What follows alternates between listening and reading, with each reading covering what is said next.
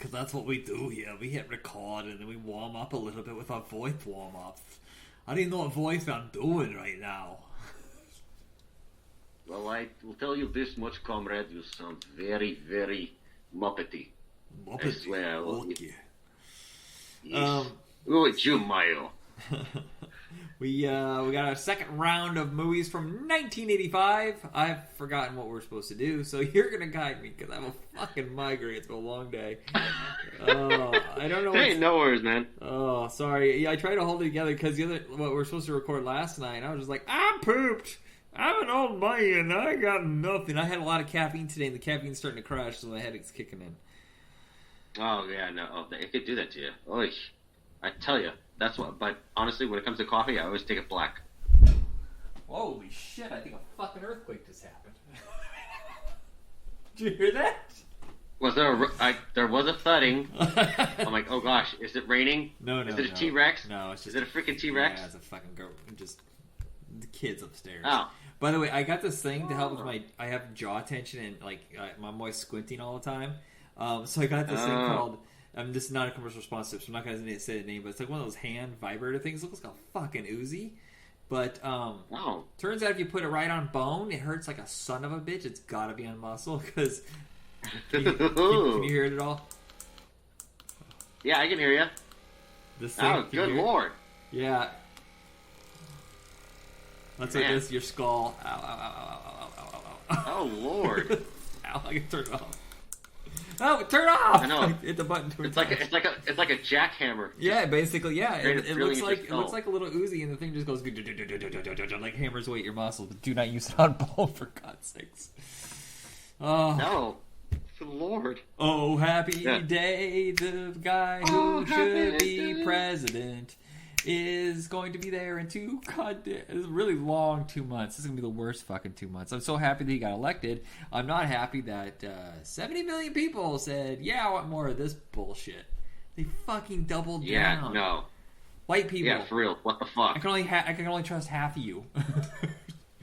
I don't know. I'm not even sure. I can only trust like less than half. Ugh. Like for me, honestly. It's going to be a long time. There's too much. So let's talk about fun stuff. Just to let you know, we only have 2 episodes left in a 1985 season. I'm going to take a hiatus for a little while. I need a break. Probably take it off till after Christmas or New Year's. Yes. Because you and I, we get crazy around this time of year with our businesses. Well, not that we're businessmen. We're big moguls, yeah. We get into cigars and fat cats, yes. Industry, We're now $5 million richer. I'm going to go heat up a bagel and have sex with it. I've invested all my money into Atari. Yes, it's going to be a hot commodity. They went out of business again. Son of a bitch. Way to go. Way to go, Ted Turner. Fuck it. What? No, Ted Turner had nothing to do with Atari. Oh, right. Time Warner did own it. I forgot about that. Okay, but no, hold on a second. Let's talk about this real quick. There's an Atari system that's supposed to come out and an Amico system from Intellivision. I think the Atari one is eventually going to come out. They're further along. But that Amico, it ain't ever coming out, kids. Sorry about your Kickstarter money thrown down in the toilet. It happens. Every time there's a game system run, though, there's always some dummies that decide, hey, we're going to try to compete with PS5. And what the fuck's the new Xbox called? Xbox One X. Okay, what was the last one called? Oh, wait, no. I can't remember. There's the Nintendo Switch. Okay, no, hold on. It went from Xbox to Xbox 360 to what? What was after Xbox 360? Xbox One. So you're seriously telling me the next one's called Xbox One X? I think so, yeah. Okay, based on that stupidity alone, go ahead and just buy a PlayStation 5 because Xbox needs to be punished for stupid fucking names. Mm-hmm. But every time this happens, they come out and people are like, oh, well, they're all going to be sold out and people are going to be hungry for a game system. Let's put out a lower rent version. Nobody's going to buy the Amico. Nobody. I mean, everybody remembers the Ouya. No one fucking bought that thing. What's an Ouya? Ouya, we had even at our store when I worked with you. Ouya was a Android-based box that was supposed to be like an emulator, but also you could download web games. And they were going to work with Steam, I think. I think there was supposed to be a Steam box. Did that ever come out? All these, whatever. This happens every 5-6 years, where the big guys are coming out and the little guys decide they're going to compete, and they never fucking matter. No, they can't, sadly. And it seems to me like PS5's the one to go. Sony likes definitely likes to push the envelope further, which is what they need to do with their gaming systems. Yeah. Microsoft just buys these developers and just, tries to play it safe. And It's the Disney. Xbox is doing the Disney thing where they don't develop their own product; they buy it from someone else. But when that exhausts itself, guess what? There's nothing else on the table. Exactly. I mean, the first Xbox was great. I mean, there's the ones who started Xbox Live. Halo was very innovative. They liked to, break ground. Yeah, they were time has come. risky. And Nintendo had a huge comeback. And guess what? It's the 35th anniversary of Nintendo debuting in America. That is 1985. To circle it back again so we can stay on course. Stay on course. Stay on course. It's 1985. Movies, Part 2. What are we starting with? Let's start with this. I mean, since I was going along with the Russian accent, I figured let's go with Spies Like Us, starring Dan Aykroyd and Chevy Chase, two of the biggest comedic powerhouses. Oh my god, I saw this in theaters, and the only thing I remember from it is walking out and seeing a poster for Psycho 3, and for some reason it scared the shit out of me, and I don't know why. He's just holding keys. That's it. Just Norman Bates holding keys, and I was like, I don't know about that. Yeah, I just the concept of this movie was kind of mind-boggling. I'm like, oh my god. It's an Aykroyd script, right? Oh yeah, it is. It starts off, Pentagon's just like kind of keeping surveillance on these like Russian missiles, and they're going to be sending in a covert team to knock it out. But at the same time, they're sending in a dummy team of like two of the worst candidates, as a distraction. And they of course end up getting Chevy Chase and Dan Aykroyd because they were just absolutely ridiculous. I love watching them because, Dan Aykroyd's always good as playing the straight man, and I think when he's on his own, it rarely ever works. He has to have a strong co-lead with him. And it started with Blues Brothers, and then he made a mistake of making Dr. Detroit. Neighbors, of course, kind of bombed, but I thought it was kind of fun. But his big ones are Trading Places, Spies Like Us, Great Outdoors. Whenever he's with a good co-lead is when Dragnet, Ghostbusters, of course. Yeah. But when he goes on his own, it doesn't work. So it always seems like it's best during this time period for him to have a good co-star, necessarily bigger. And of course, one of the original not ready for primetime players to co-star with him, Chevy Chase. And just as soon as you see Chevy Chase, they're trying to prep for that big old exam to get, higher up in, the government workforce. And he's like, oh yeah, no, I've got it this time. I've already taken it 3 times before. I'll get it this time. Not even giving a shit about it. And then but then on testing day, he comes in with an eye patch and a prosthetic arm. And he's pulling the paper out of his mouth, and he snaps under the pressure. Oh, God, I can't take it anymore. Give your answers. What are your answers? Okay, no. Okay. Falls to the ground and starts taking it. Frank Oz is the guy giving the exam. Did you know that? Yes, he was the exam overseer, and he was just unveiling all the security cameras to keep an eye on Chevy Chase. And Dan Aykroyd's just subtly helping him. At first he's hesitant, saying, "Come on, man, stop." Yeah, and this is necessary for John Landis. He needed this hit because Twilight Zone was a disaster for him when it came to. I mean, the movie was a hit, but for him, he went to court. He almost went to jail for accidental murder. And a bunch of people vouched for him, whatever, and said he's just a very... I've heard he's not a very careful filmmaker. He's always looking for the most extreme, realistic, and it can cause serious problems, obviously, because Vic Morrow and 2 kids were killed in that accident. And he was unhireable. He did a little low-budget movie with Jeff Goldblum and Michelle Pfeiffer called Into the Night right before this, and that bombed. And Spies Like Us saved him. And, of course, after that, it was Three Amigos, Coming to America, and then the 90s wasn't too good for him. Sadly, no. But man, he was great in the late 70s and 80s. Yeah. But yeah, this is loaded with cameos. I mean, we just every single scene seems to have I know that guy, absolutely. or we got Bob Hope, We have yeah. in the Doctor scene alone, we have Terry Gilliam, we have Ray Harryhausen. Later, we have when they're entering the base. The two older guys, Bruce. Oh, shit, he played Willard.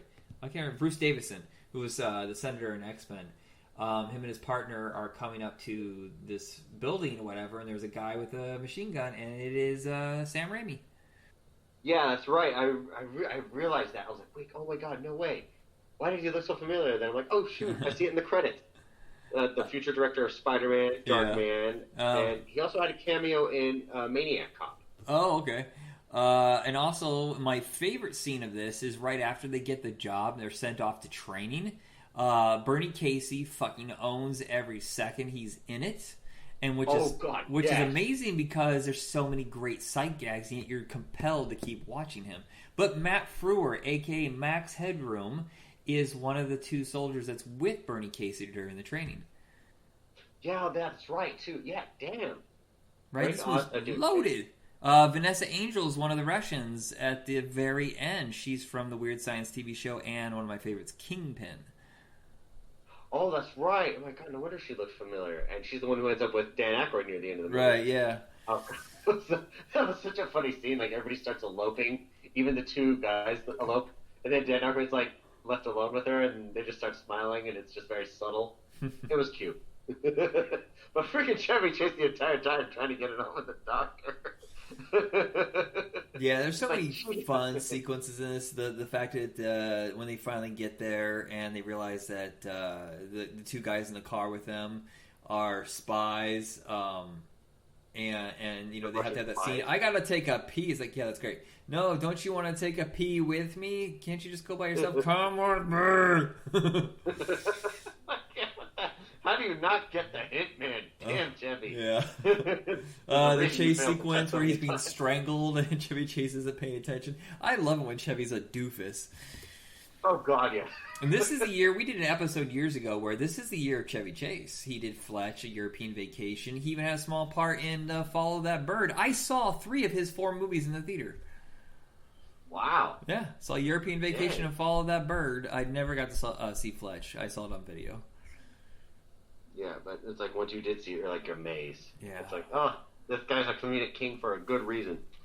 Yeah, it's a really big idea. And Dan Aykroyd, I wish he had written more movies like this because his Ghostbusters idea and Spies Like Us ideas are very big, but with really grounded goofiness. So you don't get overwhelmed with the technical part of it. Oh, yeah. Oh, my God. Speaking of goofiness, when they were pretending to be those aliens with all those lights. Oh, yeah. Where they fall to the ground and just die. And they have their legs slit out the whole time. Yeah, I remember unless you were alive at the time, you don't know that Spies Like Us was a single by Paul McCartney, and it was a big hit. It played on the radio for a long time. Wow, yeah, no, I still had 3 more years till I was pushed out into the world. You were a baby. Right. I was developing being a baby. Eventually, you were just floating around in the ether. Is that it? Is there anything else you want to say before we go to the next movie? Oh, God, I would love to watch this again, just on my own free time. God, it for the longest time, it was only available in full screen, but it's clearly a widescreen shot film. Even on DVD, it was full screen. I don't know what happened with Warner Brothers, but finally, when it came out on Blu-ray, oh my God, thank you for finally putting it in widescreen, and then I was able to get it on Vudu in widescreen. Yes. Yeah, no, because it's a very expansive film. But yeah, it's definitely a go-to movie for a good laugh. Next movie I definitely want to talk about. We were discussing companies and whatnot. This I've never seen before. I've seen maybe one little piece of it, and it was Rick Moranis just like pumping on a stress ball after getting off the phone, and then just saying he loves his job. Oh, you've seen that clip before? Okay. Yeah.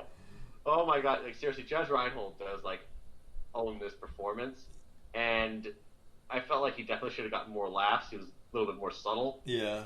Well, everybody else around it. This is a movie. God, I'm trying to remember the deal. Okay, so HBO had a distribution deal with TriStar, so they would make movies that were kind of mid-budget to lower budget, and they would put them in theaters with TriStar, but then they automatically got the rights 6 months later to air it on their station, and after that they own the video rights, and they have no interest in their catalog whatsoever except for like a couple of bigger movies like Three Amigos.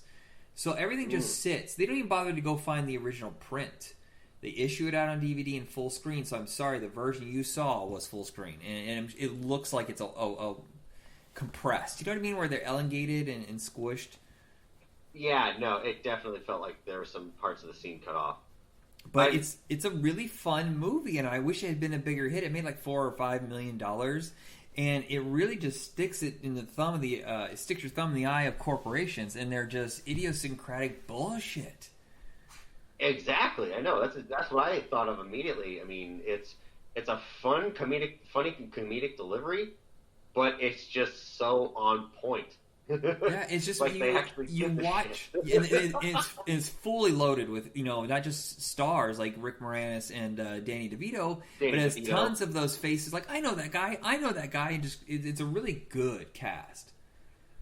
Oh God, yes, yeah. The one who was showing Judge Reinhold around, I can't remember his name for the life of me, but it's like I've seen that guy in so many films. Is it the dad from License to Drive and Encino Man?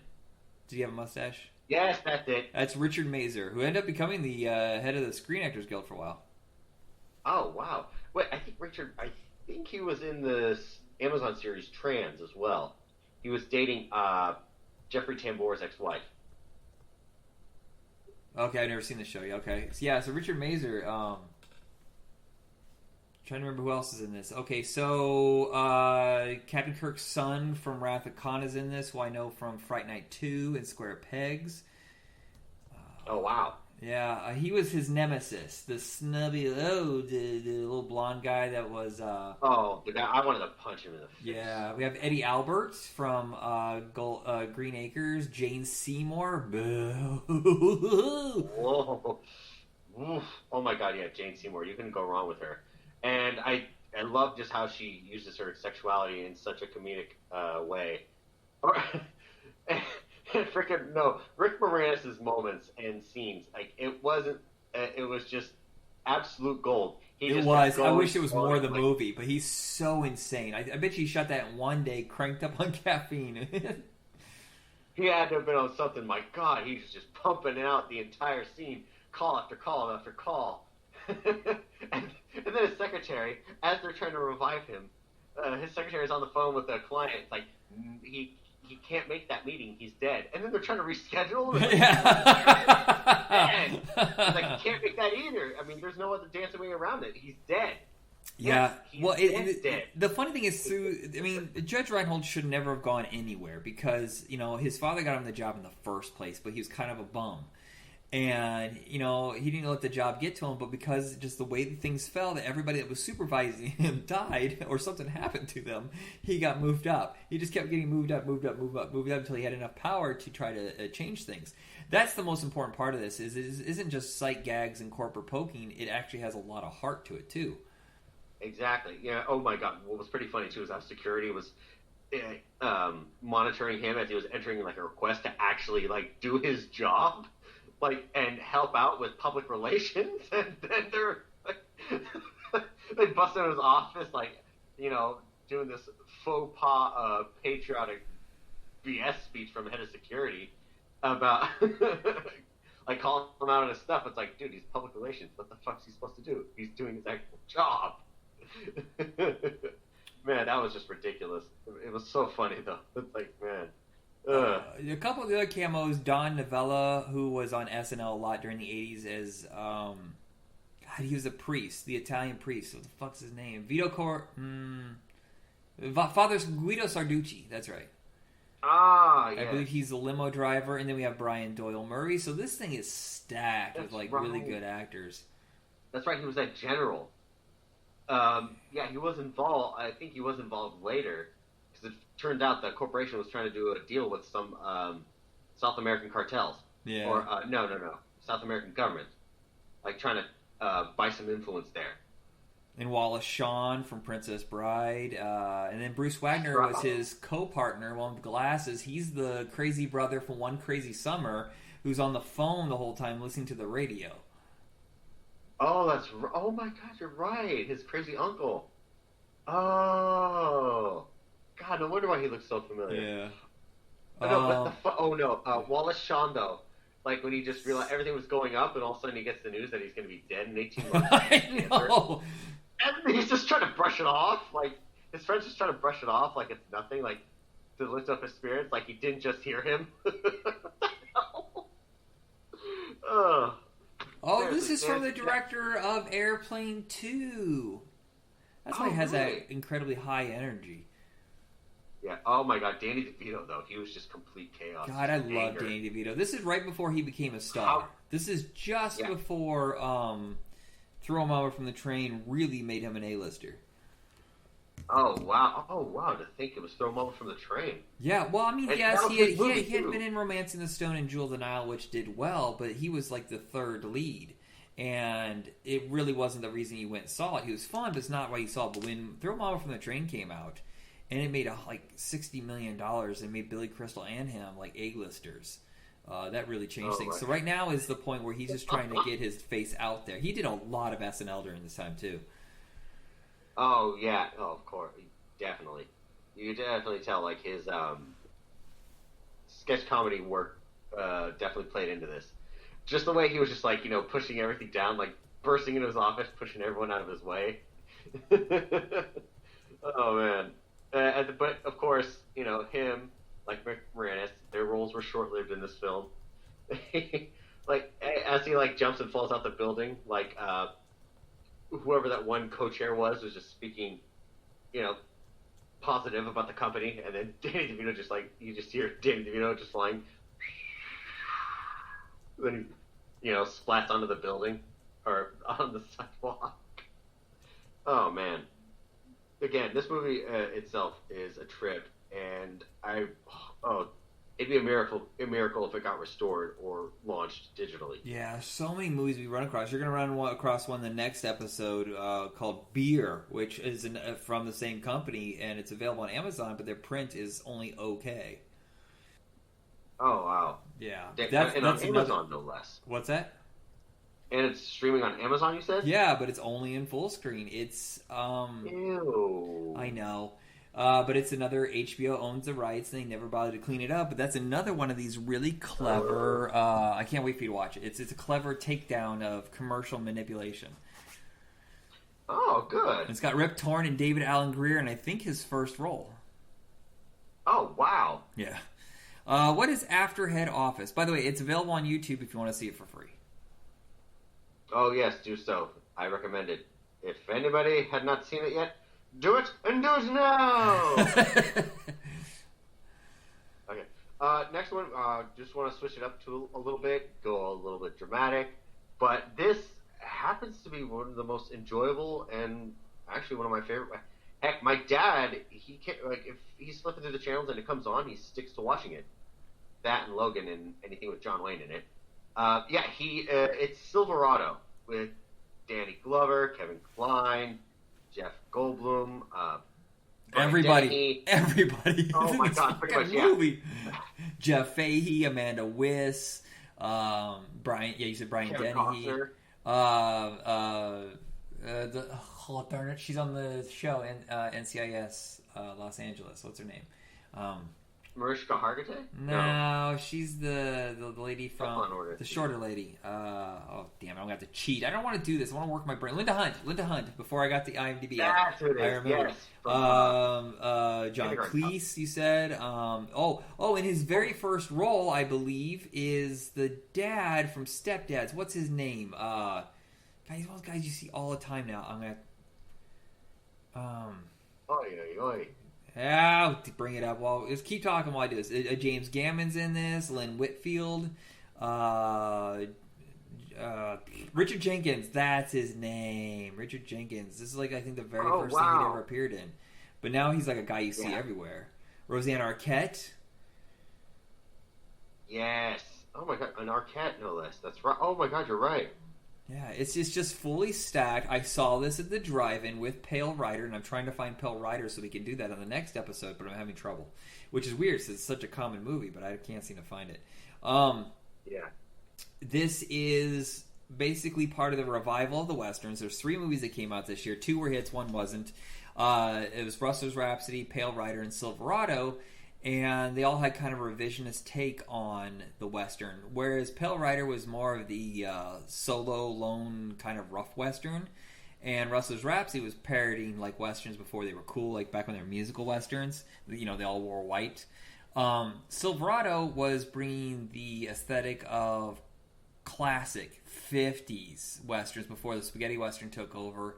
You know, huge epic scope, score, huge cast.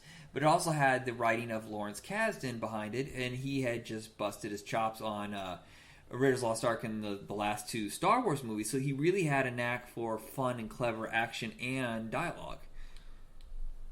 Oh, absolutely. Yeah, no, and when it comes to character development, too, he knows what he's doing. Oh, yes. I've seen people complain about this, say it's like a cosmopolitan Western, and I'm like, I don't know how you fucking get that when you got Scott Glenn and Kevin Costner. These are Western guys. Scott Glenn's face looks like a dried-out desert land. even when he was much... Right? He was young, he was craggy. He was born craggy. Yeah, no, but it still holds up. It looks good for him. Oh, man. But yeah, just the way this movie played out, you know, Scott Glenn kind of runs into Kevin Kline, helps him out. They head back into town, you know, helps out Kevin Kline with his issue with someone who stole his horse. And yeah, from then on, and then of course you run into Brian Dennehy and John Cleese, of course, because he's the sheriff. And, yeah, that was a bit of a surprise. I'm like, oh, wow. Huh. Yeah, it's the way it lays itself out, it's just well paced. You meet Danny Glover. Yeah, I mean, this is epic in every way. Absolutely. Oh, by the way, I have a Danny Glover impersonation that I like to say at work. Whenever I see someone not wearing a mask, I like to say to myself quietly. I'm not going to say it to the customer because I don't want to go to jail. But I don't want to kill you, and you don't want to be dead. Fucking love that line. Good. But my favorite line from this is cheesy. Is after they kill the dad or whatever, and they're gonna kidnap the little boy, and the guy with the beard goes, "He saw us." I was laughing every fucking time. It's such a silly reading. He saw us. It's like, you really want to go with that line? Come on. I know. I didn't want to do another reading of it, but it's funny. Yeah. It's action packed. It's very dramatic, but this is what made Kevin Costner a star. It really didn't work out for everybody else. Well, no, that's not true. Danny Glover, I forgot. He did Witness in this at the same time, basically, and that led him to Lethal Weapon. I think without him being in this, I don't think he would have got Lethal Weapon. And Kevin Kline, of course, ended up becoming a big name. But Scott Glenn, for some reason, was left behind while Kevin Costner became a megastar. Oh, gosh, yeah, no, seriously. Around this time... Yeah, I don't really recall Kevin Costner being in anything else. No, he wasn't, because this is Lawrence Kasdan and him were really good friends, and this was his making up for cutting him out of The Big Chill. He had only been in small movies like Canadian films and stuff like that, a small part in like Night Shift, and then all of a sudden he got 3 movies in 1985. He got Fandango, which was the very first movie I believe that Steven Spielberg ever produced. And it's him and Judd Nelson right before they go to Vietnam with 2 other friends, and they're out in the desert on this adventure right before they get sent off. He did American Flyers, which is, I think they're competing for the Olympics in a triathlon. And then he got this, and this is what made him a star. All of a sudden he got this, and then it led to Untouchables and No Way Out, and both of those are big critically acclaimed hits. Wow. Oh, yeah, you're right. Oh, of course. Untouchables, big time. Can't wait to talk about Untouchables. Oh, yeah, that'll be great. But yeah, Lawrence Kasdan, like, I know he came back as far as it goes to familiar franchises. He came back and helped write The Force Awakens. Yeah. I'm fine with it. No, I love Solo. Was he involved in Solo? I feel like he was. Yes, I love Solo. I think Solo's fucking rad. I don't know what everybody was bitching about. Yes, I'm interested in what those other guys were going to do. Miller and... Phil Lord and Christopher Miller. Thank you. I almost said Floyd and Miller. Lord and Miller. Filler. Just call him Filler. Right. I was interested in what they were going to do with it, but I'm completely fine with what Richard... Oh my God, Ron Howard did. Yes, exactly. No, it overall was great. But again, what Lawrence Kasdan has been able to prove, even just with writing, he can do so directing as well. And again, Silverado was just like a freaking Western masterpiece. Yeah, I mean, they went back to the well a few years later with the Wyatt Earp with Kevin Costner, and that wasn't successful. Because first off, don't come out after Tombstone, because Tombstone's fucking awesome. Don't do that; you'll screw it up. But it was just too long. I enjoy it, but it's so long. This is a tight movie.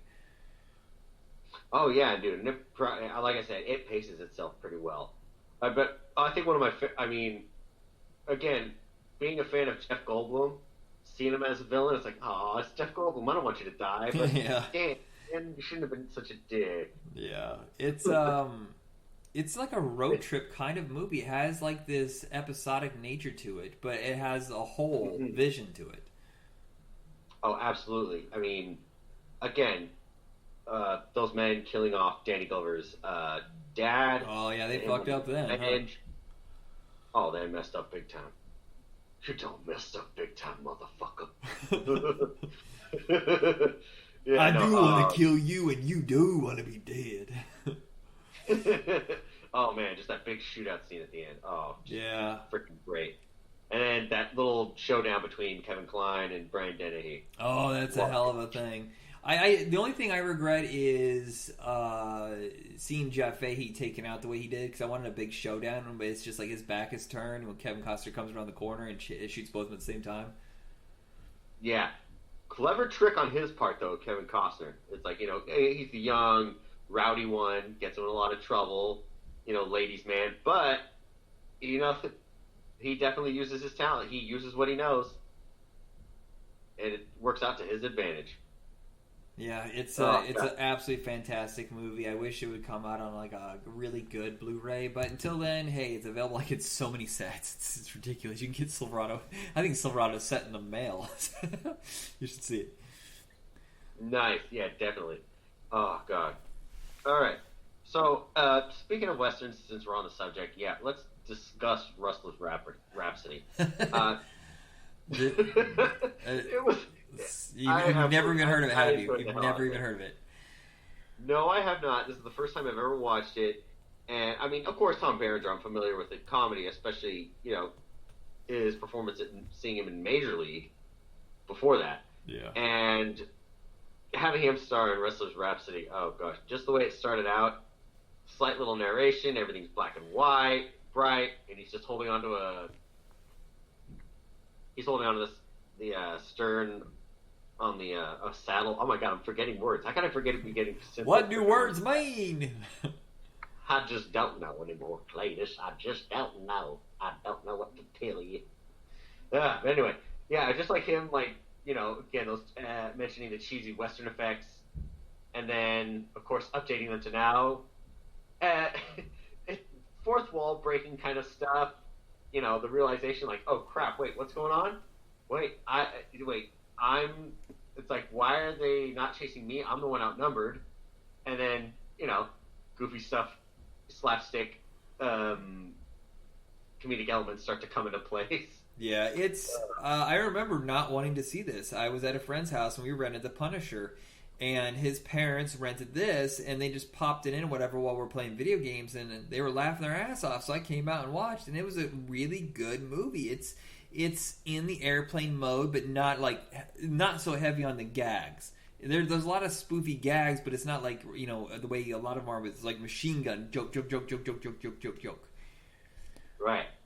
It does pace itself very well. Right, and a lot of it's character-based and dialogue-based instead of just jokes, because some of it is just... Tom Berenger plays such an innocent, straight man, which is so weird, because I don't think I've ever seen him do this again. No, he actually hasn't. That's the only thing I've ever seen him in. Everything else, he's been pretty serious. This was produced by Walter Hill, and he had intentions on directing it, but decided to step away from it and let the guy who wrote it, Hugh Wilson, cash in his check from making Police Academy such a huge fucking hit. So that's how he was able to get this going, but it's still not that expensive. I think it was $8 million. I tried to figure out how, because it looks like it's pretty expensive. They shot it in the old spaghetti western way in Spain. Wow. Huh. That's why it has Good such a idea. unique look to it. It doesn't look like Canada. It doesn't look like anything really in our West. And it's because they use the old sets from all the spaghetti westerns from a decade earlier. Right. Huh. That would make a lot of sense. That's why it had such a unique look to it. And Yeah. it's very less populated. And the That's reason... W. Bailey, though. Yeah, the reason he's not in Police Academy 2 is because he was too busy filming this. Oh, that's right. So they had to kind of retrofit it. I see. But yeah, no, he was just...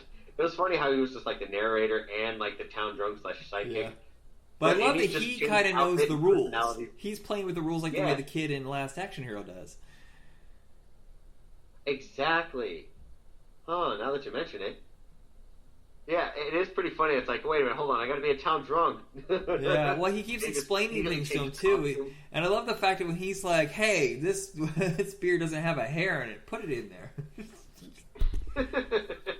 Yeah, oh god, no. Even,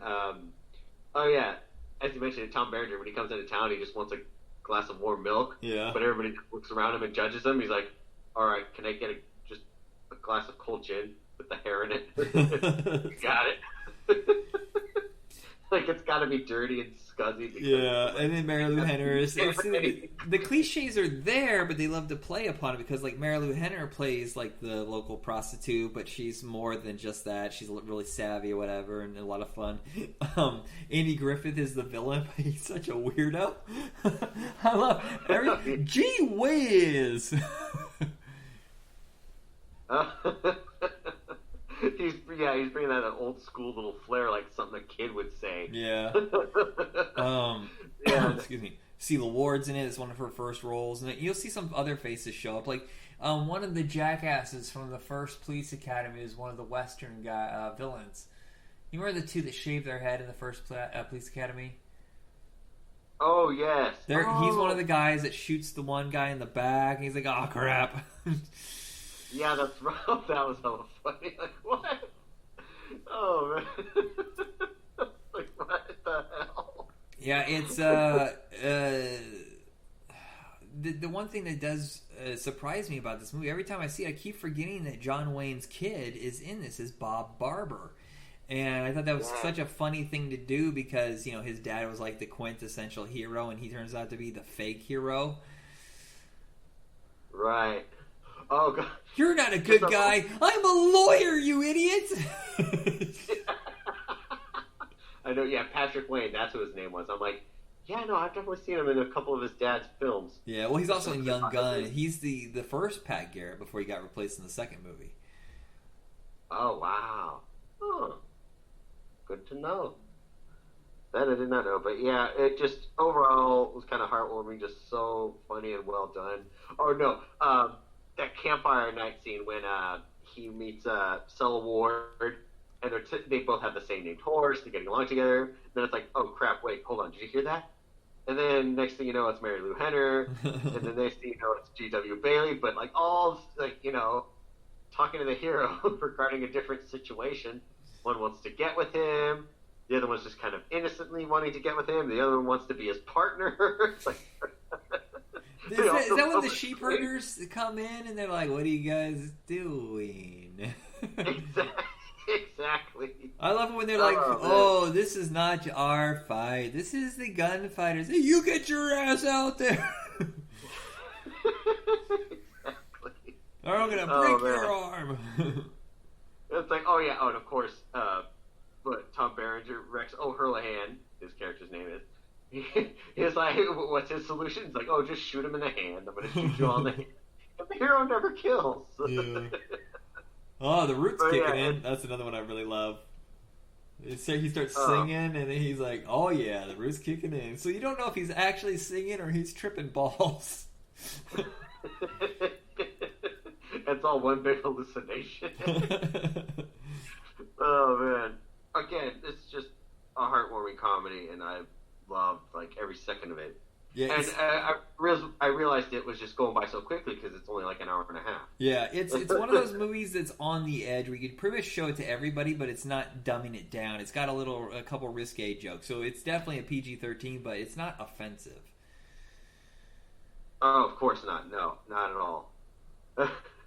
Man, I definitely want to watch it. That I'll definitely watch again. Yeah. And as you were mentioning, speaking of G.W. Bailey, uh, going into the reasons why he couldn't be in this next movie, Police Academy 2.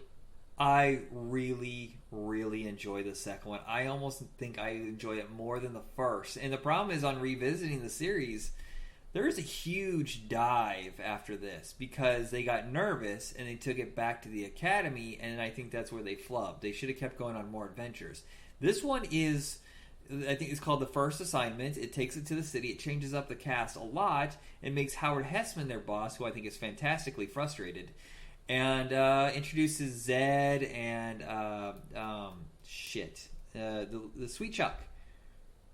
Yes. Oh God, Sweet Chuck. Oh good God, just walking into his house and.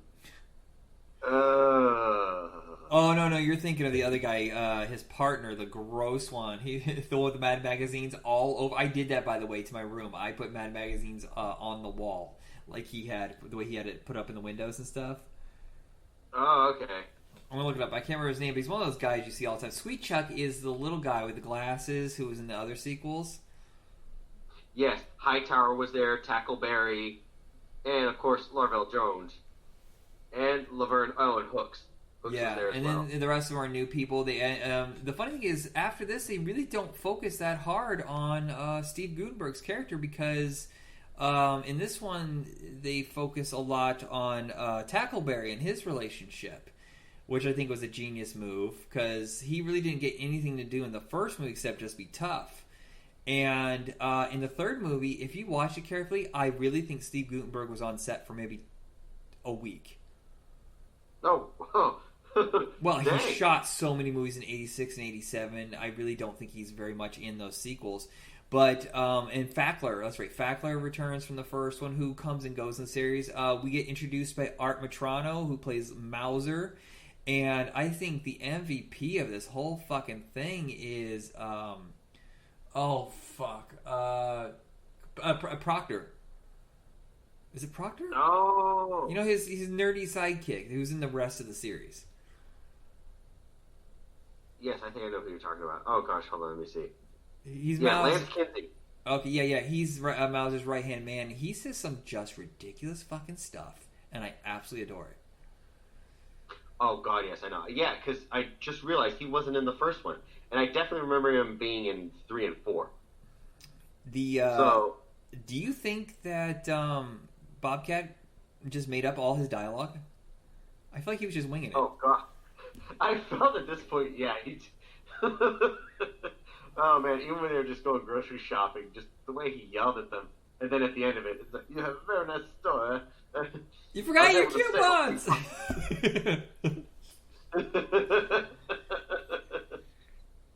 No, oh man, it did just like Gutenberg as he was trying to infiltrate the gang at the end.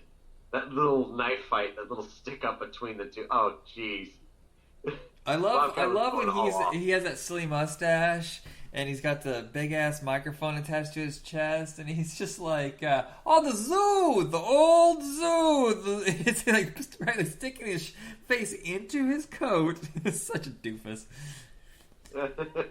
Yeah, I will say around that time Mahoney was just kind of slipping, but throughout the rest of the movie, he's the cool guy. He's got it all settled out. Yeah. Hell, even like seeing him at the beginning, like on his little quad on the beach, patrolling and taking that guy down. He's like, "Hey man, if you could actually do this, things would be a lot better at the beach for everybody else." And then, yeah, oh god, getting Mauser with the glue. The shampoo God. fit. Oh, man. And then walking out completely naked. Keep that dog away from me. It was just Jones making sound effects the entire time. And this is when they introduced the kung fu stuff too. I forgot. Isn't this when Larvell Jones he starts doing the Bruce Lee impersonation? Yes, he did. Yes, that's exactly what happens. I think. Oh man, when he starts taking out a couple punks, trying to figure out where Mahoney is. Yeah. Oh man. I just think that the mistake in the first movie was too many characters, and that's what they did with the 3. Because they just brought in like 80 characters. The second one pars it down and really stays focused on the plot. the actual thing that's going on instead of just waiting for a joke punchline. The whole fact that they need to go on their first assignment, they're completely fish out of waters. They all have new partners that are kind of something unique about them. And they have Zed and his gang aren't really villains, but they are still destroying the city. Yeah, they're running amok. They're punks. Oh, man. Oh, no, but yeah, Kirkland and Tackleberry. Oh, my gosh. Again, they just saw eye to eye. I think Tackleberry just admits to Mahoney that he's never had sex before. He's like, wait, what? But he says it so loud just as the music stops. And everybody looks, just goes, oh, my God. Back to it, everybody. Yeah, and then it ends up happening. I just love how, he just goes to the apartment, they're impressed, and then, she opens up the closet door and out folds the bed. Oh, man. By the way, the guys who wrote this, Blostein and... I can't remember the guy, but they went from Police Academy 2 to becoming Eddie Murphy's go-to writers. After this, they would write Coming to America, Boomerang, The Nutty Professor 2, The Honeymooners, and now they're coming back for Coming to America 2.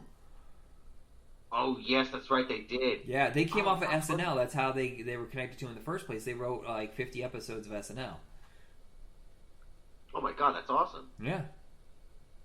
No. Oh, yeah. Oh, you know who else was in this? Julie Brown. Yeah, I totally forgot about that. This is before she was a thing, before she went on MTV, and before she did Earth Girls Are Easy. And The Prom Queen's Got a Gun, I think is the song that she had a hit with. I believe so, too. I'll have to look.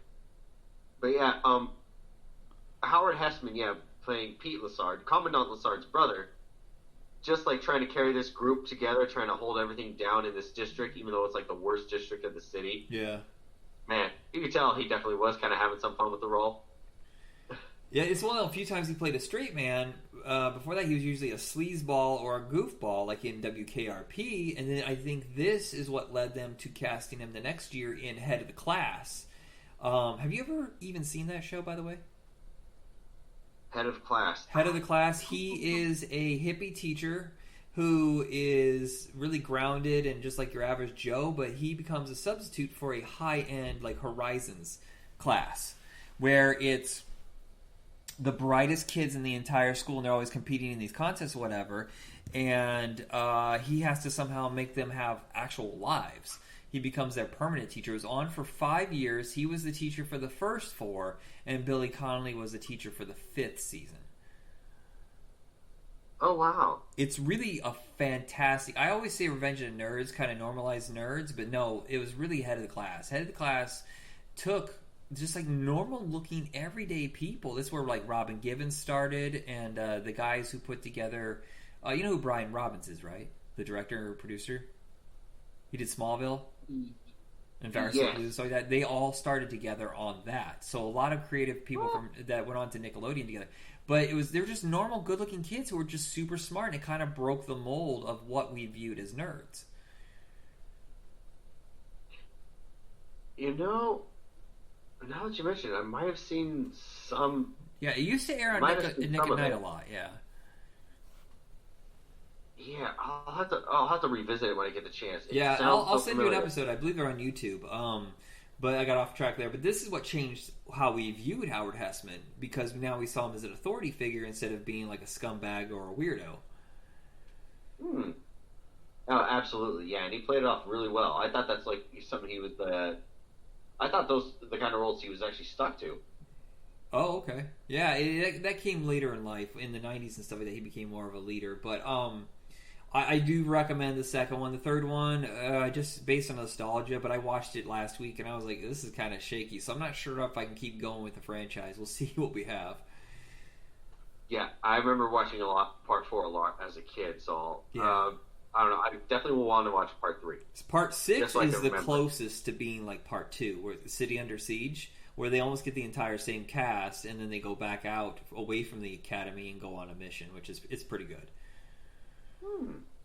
Interesting. Very interesting. What is our next movie?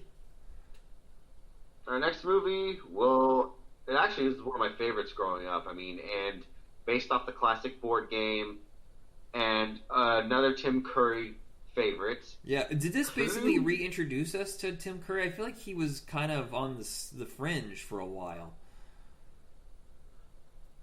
I don't know. Do you know what he did between this and Rocky Horror Picture Show? I only know of one movie, and it's called Times Square. I really don't know. I know he had an album or two. I feel like he was not a movie guy at this time. And then after this, he got Legend, and then it just kept building from there.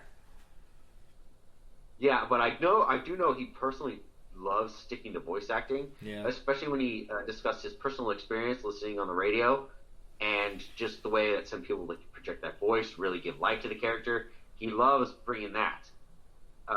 So I feel like he just chooses his projects when he wants to. Yeah. I remember this coming out. I remember seeing the poster on the wall, and I did not know for the longest time this was a massive flop. It was. Yeah, well, hold on a second. This is telling me differently. Give me a sec. I'm sorry. Wikipedia told me for the longest time it only made $2 million. But this on IMDb says it opened at $2 million and grossed $14 million. It cost $15, so I guess it didn't lose that much money. Oh, okay. Yeah, I know. But damn, to think that it was a freaking flop.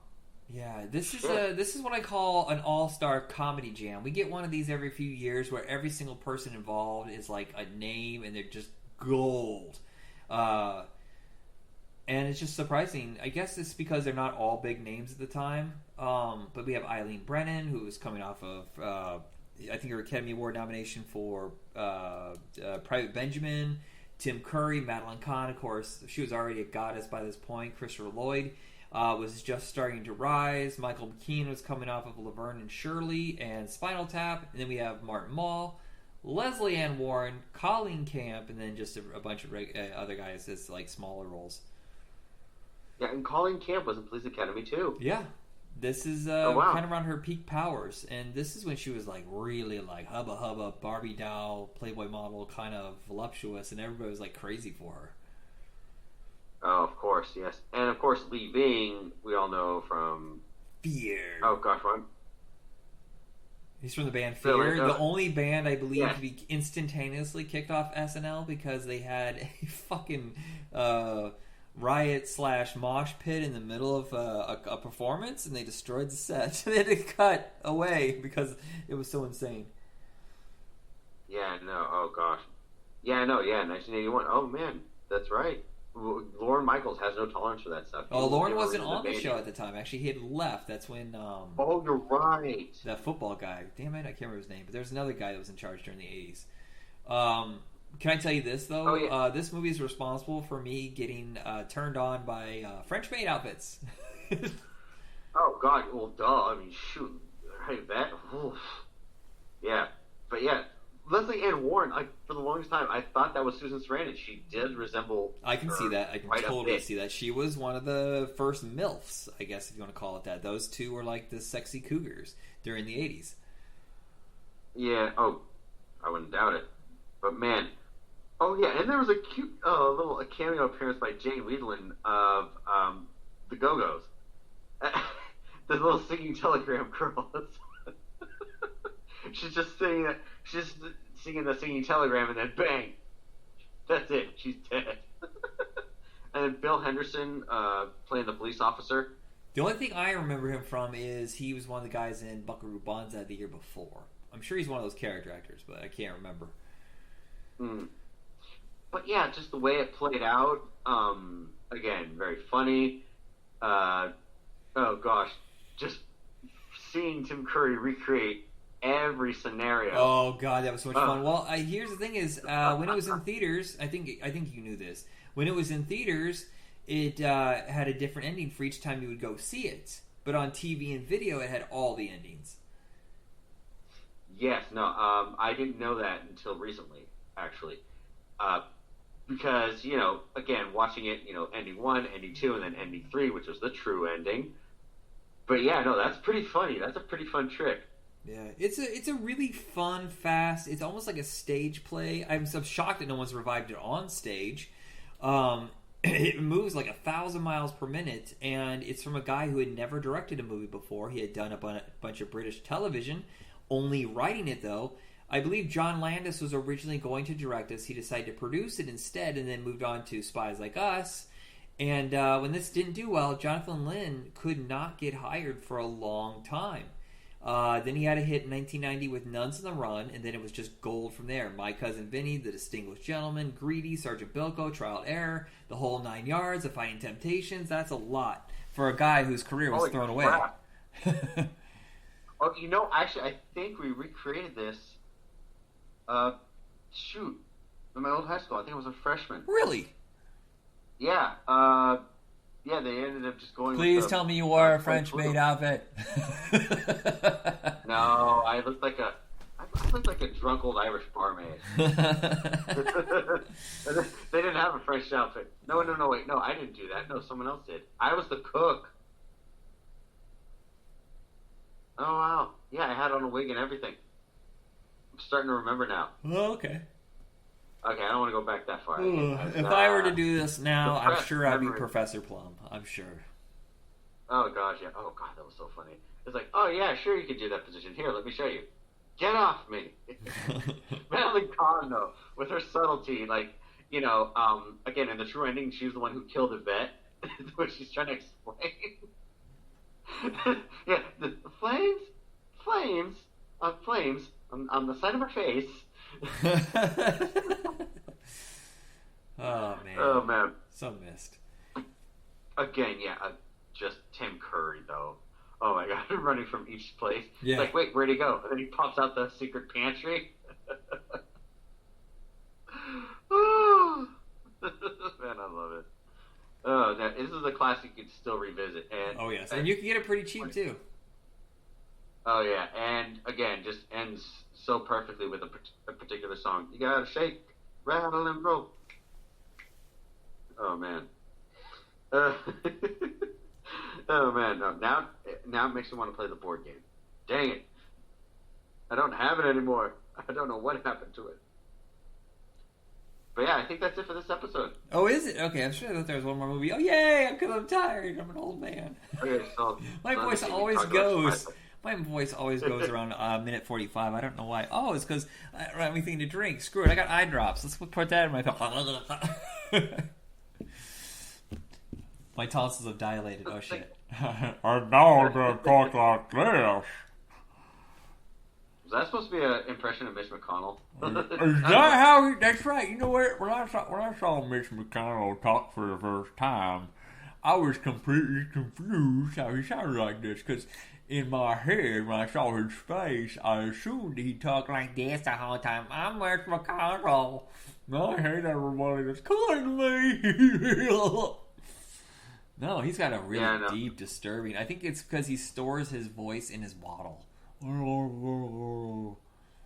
I seriously think he's decaying. Honestly, if he starts like giving a speech and there's like he starts melting away like Jerry Servant did in Fright Night. Yeah, or the guy in RoboCop, or if he turns into like the skeleton from Army of Darkness, he's like Sally Forth. Sally Forth.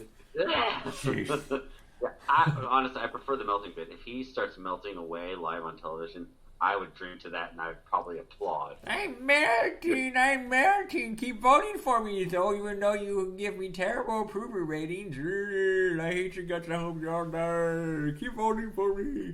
Don't you tell me he won that election fair and square, because look how many Democrats registered and only half of them voted. Only half of the Democrats who registered voted in Kentucky? Are you fucking kidding me? No. Yeah. That's gotta be some crazy. Well, that's the end of Conspiracy Theory Hour with Michael Jacob. Jeez, we derailed again. All right, okay. But yeah, I believe that's it. Yeah, we discussed Spies Like Us, Head Office, Silverado, Clue, Police Academy 2, and Rustler's Rhapsody. Yeah, six films. All right, so we have one episode left of 1985. I had my list and I just put it away. Oh, damn it, I wrote it down. Son of a biscuit. Oh, well, check us out on Facebook under Hit Rewind Podcast. And be excellent to each other. Jacob, send us out. Namaste and good luck. Good luck. Seriously, I wrote it down. Dingleberry. I had it. Whatever. I know Pale Rider. I'm going to try to find it, but we have some other ones like beer and beer is liquid bread. It's good for you. We like to drink till we spew. Ooh! Who cares if we get fat? I'll drink to that. So what? God damn it, I can't. I'm losing my voice. Oh my god, that's actually how the song goes. It is. What gets you drunker quicker? What comes in bottle liquor? What comes in bottle or a can? Beer! How I love it. How I like to chug it with my belly out to here. Need it to me, feed it to me, give me the most wonderful drink in the world. Hooray! I don't even know who sings it, but he used to play every Friday on the old rock and roll station. Fuck, if anybody knows, please tell me. I love that song. Okay. Oh my god. Yeah. Weird Science obviously is going to be one of them. I got a list. I'll find it eventually. Okay, everybody, have a good night. Did you say namaste and good luck? I don't know if you did. I did. Did? Okay, we can go now. Sorry, everybody. That's awkward. I had to make sure. You can't do it. It's bad luck if you don't.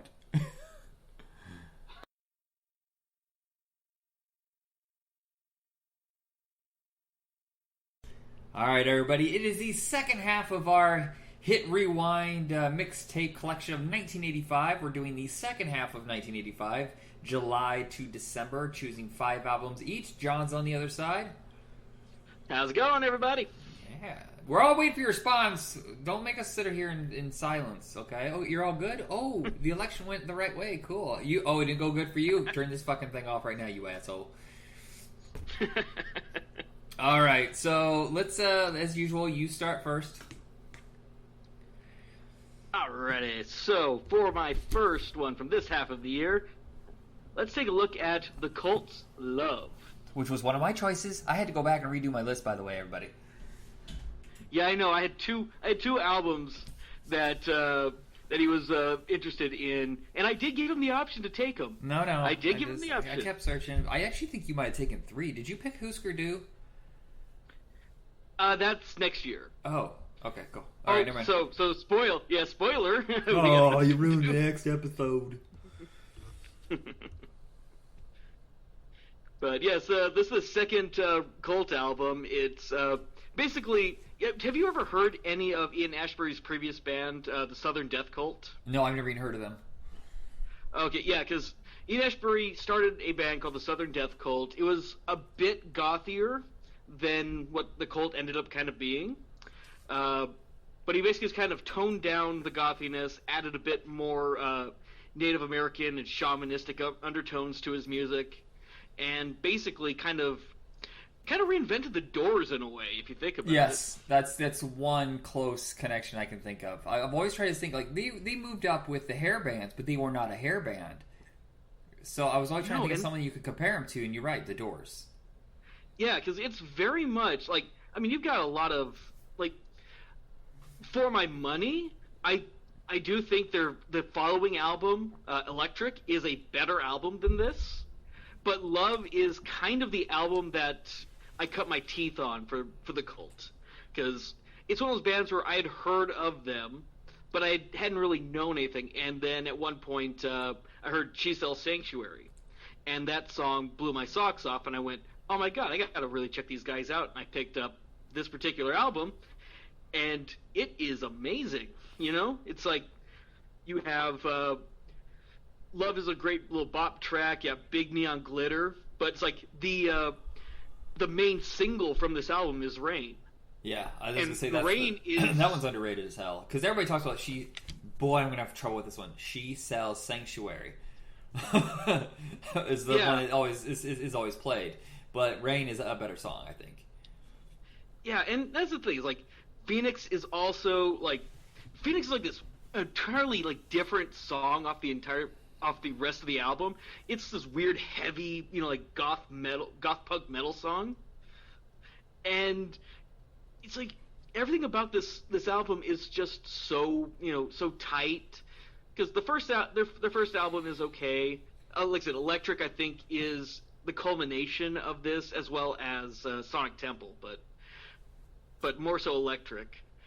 But like what I was saying, things like Metallica and some of these other bands, this is kind of where you start seeing all those pieces come together and be solidified. Oh my, I didn't even notice. I didn't even know that they were a UK band. I always thought they were out of Los Angeles. They just feel, because it says in '89 they relocated to Los Angeles. I always felt like there was kind of that movement. Oh yeah. Holy shit, he joined the Doors for a brief while. I didn't know that. No, I don't think noticed that in there either. So that's kind of surprising to me, but at the same time, Yeah, it not. says became a lead singer of the Doors of the 21st Century, which essentially means they're a cover band.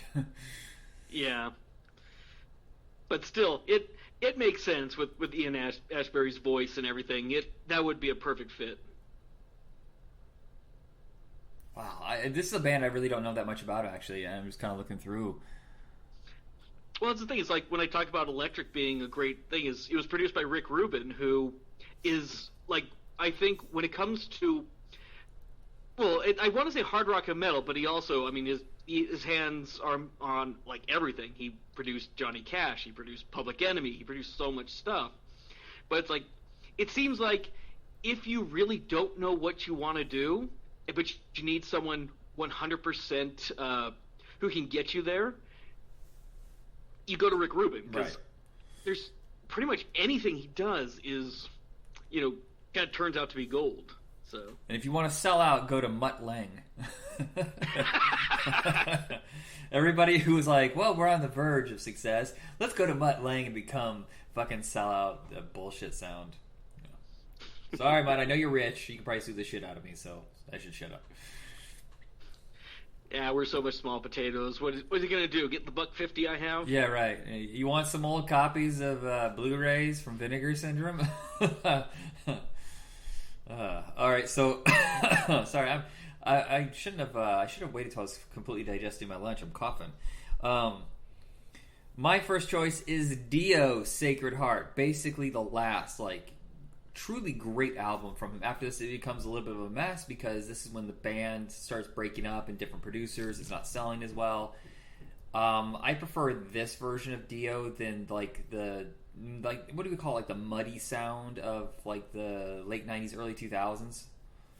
Yeah, because that's the thing. Like when you picked this one, it had been quite a while since I had heard this album, and I love me some Dio, but really, this album does kind of feel like it's the kind of, I don't want to say the beginning of the end, because he still put out good stuff after this, but not as consistently solid. Right. And this album just isn't as solid to me as the two previous works. But it's like it does have Rock and Roll Children is a jam, and Hungry for Heaven, it's like Beat of the Heart, there's some solid tracks on this. But you sit there Dream Evil and the one after Lock Up the Wolves is after that. No, the one before that. It's like Dream Evil and the one other before that is. No, I thought it was. I'm sorry, Dream Evil was after, I think. It goes Sacred Heart, Dream Evil, Lock Up the Wolves. Then I want to say he went back to Black Sabbath, and then that's when he did. Yeah. That's Which when he I like started doing Dehumanizer. the muddy metal. I want to call it. I don't know. I'm sure there's an actual technical name for it, but you feel that in Strange Highways is where he starts playing with that sound. Yeah. And you got the two Magicas that were the end of the career and stuff Right. like that. But yeah, it's the I kind of felt like this. Yeah, it kind of felt like it was the end of a lot of stuff, and then it kind of ebbs and flows from there on out. Well, didn't he have the guy from Def Leppard, the guy with the long curly hair, something Campbell? I'm pretty sure he was his guitarist on this, and then after that he left, and that's why the sound changed, because it wasn't so much single-oriented, is what I should say. A lot of these songs felt like they were meant for a radio, where after this it seemed like he wasn't really interested in singles, and that's why it didn't help his album sales. Yeah, all the songs are just kind of there to be part of an album, and not necessarily here's a calling card for my thing, right, like a single would be. Though I could go the rest of my fucking life without ever hearing the last track, Shoot Shoot, is just lazy. We gotta finish this album. Oh, I don't like that one at all. Yeah, like I said, I don't think this one is as solid. Yeah, because he had two albums prior to this. I'm sorry, my brain is a little at the moment. Mine's always like that, so we're good. But yeah, Holy Diver, of course, is the masterpiece. The second album, which I keep trying to think of the name of, it's Last in Line. Yeah, is a friggin' solid. Not as good as Holy Diver, but damn, if you're gonna compare the two.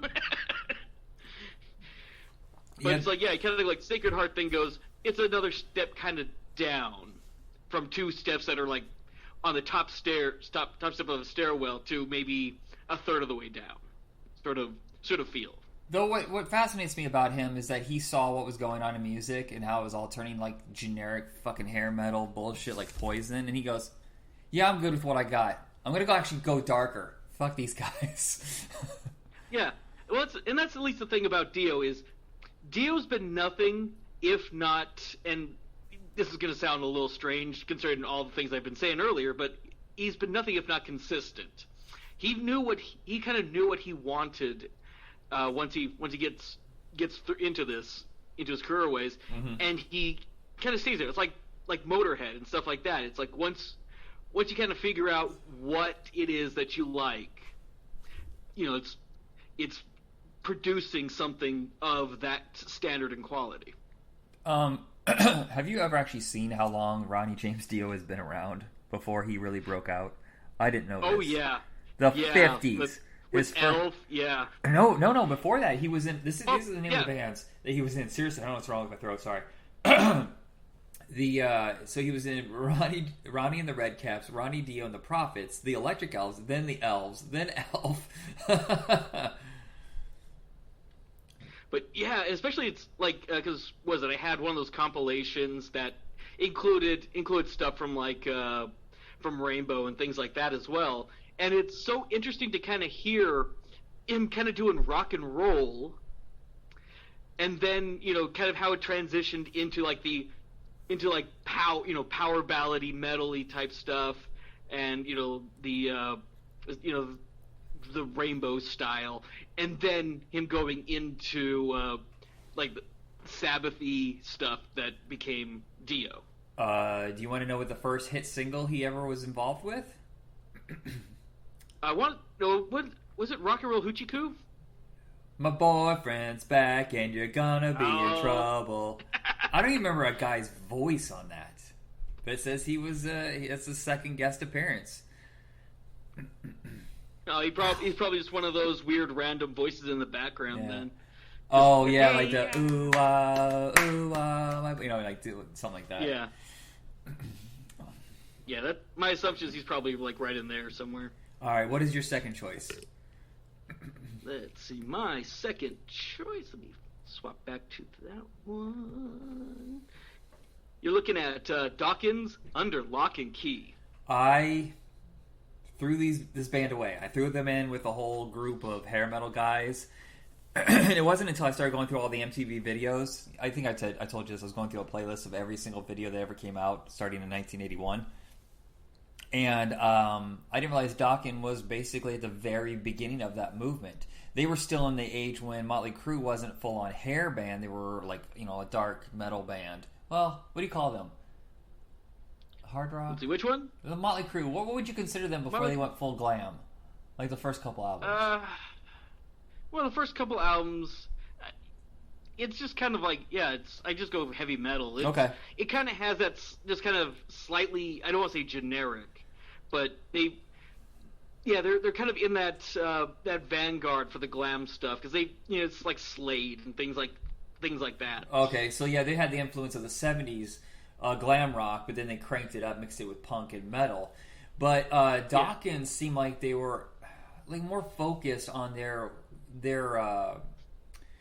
concept, I guess, because Motley Crue just kept changing their sound and their style as the years would move on, whereas Dokken really seemed locked in for a long literally Dokken.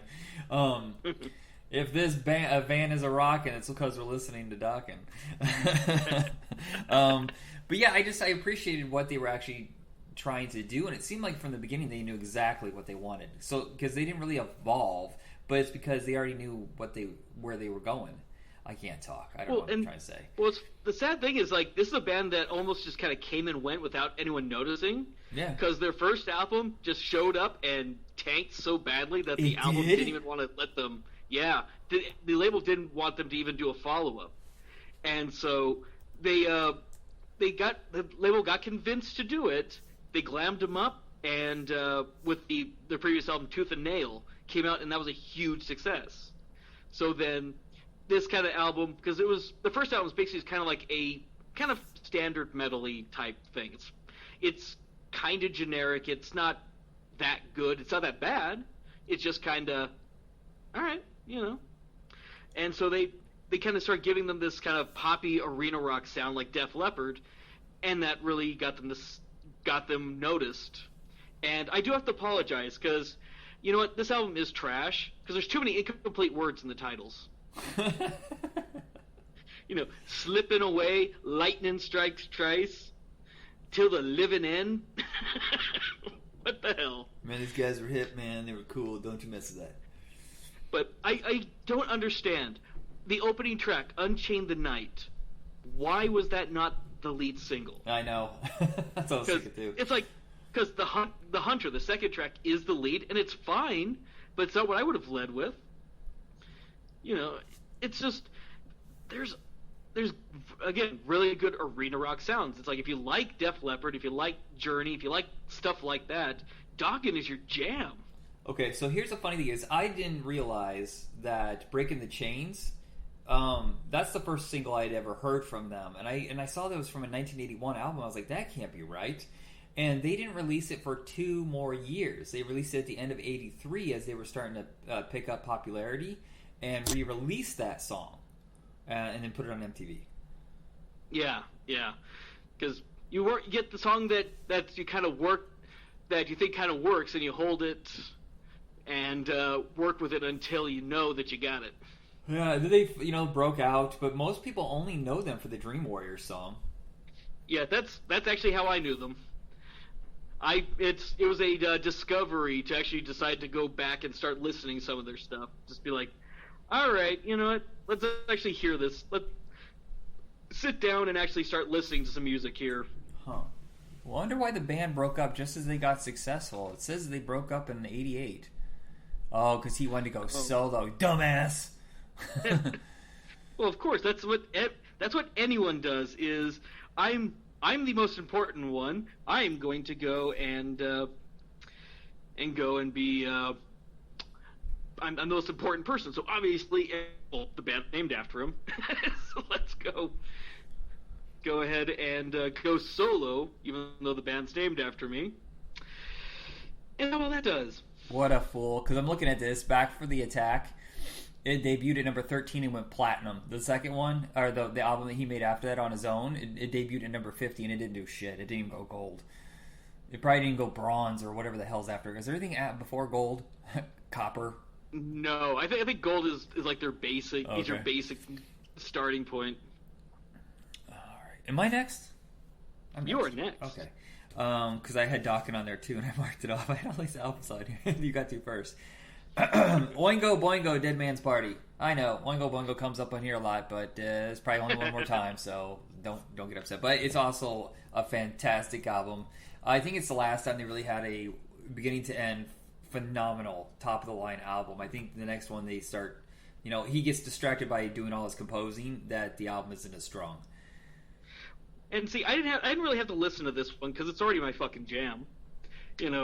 Just Another Day, Dead Man's Party, No One Lives Forever, Stay, Weird Science. Those are all tracks I love already. They're all on like my Spotify songs. They are constantly in rotation. Yeah.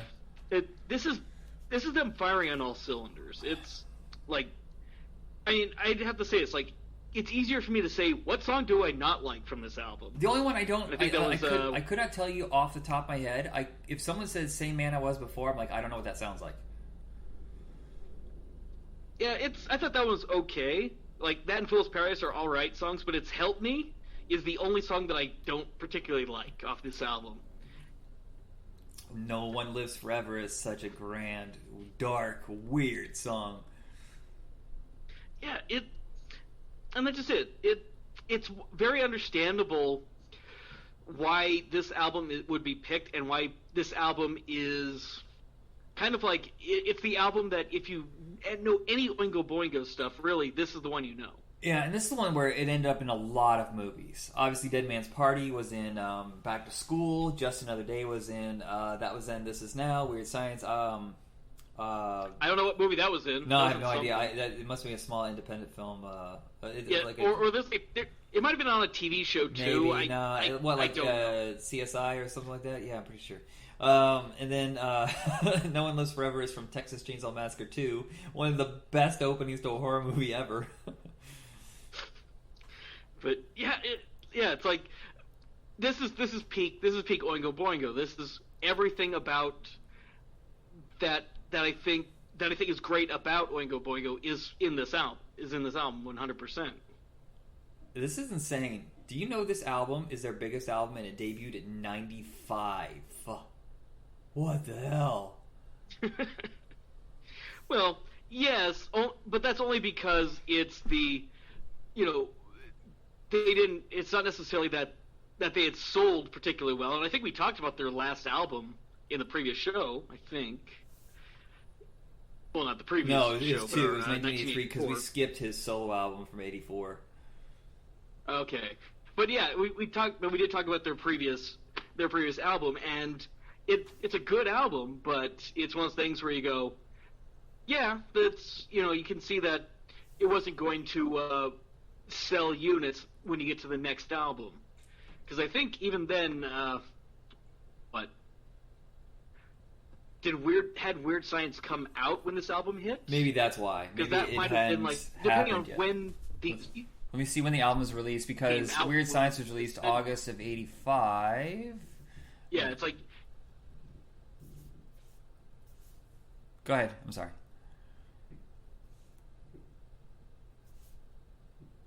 Yeah, it came out based around these singles. It man until afterwards. Basically, a big chunk of that is just kind of based around whenever these the movies came out in relationship to the album, because you're looking at, Weird Science in particular. That was on MTV all the time. That was a huge deal, as I recall. And if you have that in relationship to the film, if the album dropped before the film goes, you just have this kind of oddball song at the end of the album. Right. And then otherwise you've got this theme song to a movie that was pretty popular. It came out 2 months after the movie, but most of the other singles were not released until 86. Okay. So Weird Science didn't necessarily drive this album as much as it could have. But good Lord, considering these songs, especially Dead Man's Party. It's so strange that he doesn't like Weird Science, and they never performed any of the concerts. He even said it just didn't feel like it was part of the band's repertoire, and I'm like, yeah, actually it kind of did. I don't understand what you're talking about. Well, no, I can get that. I like the song before I say anything negative. But I get it. It seems like it's one of those commercial deals where it's like, oh, I was asked to make a theme song for a movie. All right, I'll spend 10 minutes. I'll knock this thing out. Ooh, it's about Frankenstein. Blah blah blah blah. I can get kind of the not being a huge fan of it, even though it's one of the songs that basically defines the band. Right. But it's also a curse of the band, kind of like the way AC/DC was in the 70s, where they don't wrap it up very fast. The full single Weird Science is like so long, and it could have been 2 minutes shorter. It just goes on and on and on. Like, come on, wrap this up. Oh, I'm very well aware. Mostly because I have it in the game Rock Band. Uh-huh. And if tired. You keep playing it, we get really bored of it after a while. All right, what is your next album? Let's see. Next on my list, you're looking at The Damned, Phantasmagoria. This another one almost made my list. Yeah, it's like an early pioneer of goth music and fashion due to Dave Vanian's wardrobe choices and his vocal style. Yeah, this was my favorite of the ones you chose. Actually, no, I won't say this is not my favorite of this grouping, but this is pretty close. This is pretty close to the top. Because it's funny, you've heard older Damned stuff, haven't you? No, actually, this is the first time I've ever sat down. I think maybe I have. I'm not sure, but I feel like it's the only one that I've ever sat there and listened to. Yeah, it's like they start off as basically just a fairly straightforward punk band, and it's like by the time you get to their fourth album, they start really kind of shifting into this goth thing, and basically they just kind of straddle the line between the two. You know, it's like they don't go any too far to like a goth sound like the Mercy or Christian Death or Black Tape for a Blue Girl, but at the same time, if you like these kind of heavier goth things, The Damned, especially around this time, is 100% like totally there for you. Yeah, it was great, and it's a movement I never really paid attention to. And doing this show has really helped me find like the birth of that sound, and breaking up and building of what was before it and after, and it clearly is a bridge to the newer alternative scene of the 90s. Yeah, and that is the funniest thing is post-punk, which a lot of these bands kind of are, like The Cult, The Cure, a lot of these groups that kind of rose out of what punk was doing, and then decided to kind of go in a little bit more experimental routes in some cases. Like we did Psychic TV, 100% a post-punk band that was the early progenitors to industrial. It's all these things. People kind of looked at what music was and decided to kind of go, well, let's try this. We're gonna be a punk band, but we're now gonna fade into a little bit more darker, melancholic tones and things like that. Or we're just gonna create a sonicascape, and if you like it, you like it. If you don't, right. don't And focusing on harmonies and stuff like that. Yeah, and it's man, there's god, like Street of Dreams, that sax opening, oh man. Well, and also Shadow of Love just gave me such a goth boner that it's like, so good album. Kind of makes me sad that I didn't actually do the Damned Black album first, like when that came out, because that's a solid album too. But I did kind of pin this one as kind of going, yeah, I think I'll hold off until we get to Phantasmagoria. My turn? Your turn. Okay.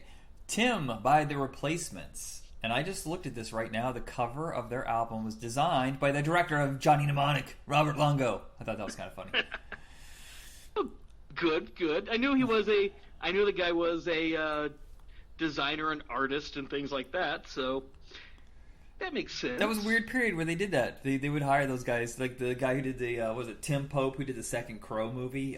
He was just like art installments and album covers. Yeah, it's like for The Replacements, I basically know these guys for the song Alex Chilton and I Will Dare, which I had heard off of this 80s post-punk / alternative compilation album. Oh, was it called Left of the Dial from Rhino? Yes, it was. Yes, it was. And that title comes from this album. Yep. And do you know what that refers to, by the way? Oh, that is for college radio stations. Yep. College and high school radio stations were always under 92. Anything under 92 is like a tax-free. I can't remember what it's called. I even worked in it and I can't fucking remember what it's called. But it was something about you could do it without commercials and you didn't have to. You still had to follow the rules of the FCC, but you didn't have to follow like certain tax codes or whatever because you weren't commercial-based. Yeah, see, my college radio experience was all internet radio, so we didn't have to. We still followed FCC guidelines and stuff, but we did not have to. Did you have to do the fucking commercial breaks? Or not the commercial breaks, the PSAs? And yes, okay. we did. I didn't know if you had to do that. I remember having to do the math on it. It was just torture sometimes. Like, I want to play this song next. I can't, it's too long. Shit, I got to do a PSA, and I got to do the top of the hour, and, stuff like that. But this is when The Replacements changed their sound. I actually don't really care for anything before this. It's too loose. It's too wild. It's not very listenable in my opinion. I know some people swear by everything before Tim, and actually some people are okay with Tim. Some people are like okay until Pleased to Meet Me is when they're like fuck this band and they sold out.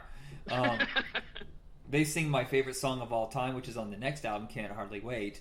But Bastards of Young is one of the absolute top-notch, greatest anthems of lost youth. And I heard dug that. Go ahead, what? Oh, I dug that one quite a bit. They were on SNL during their years where SNL really was scrambling for some cool bands.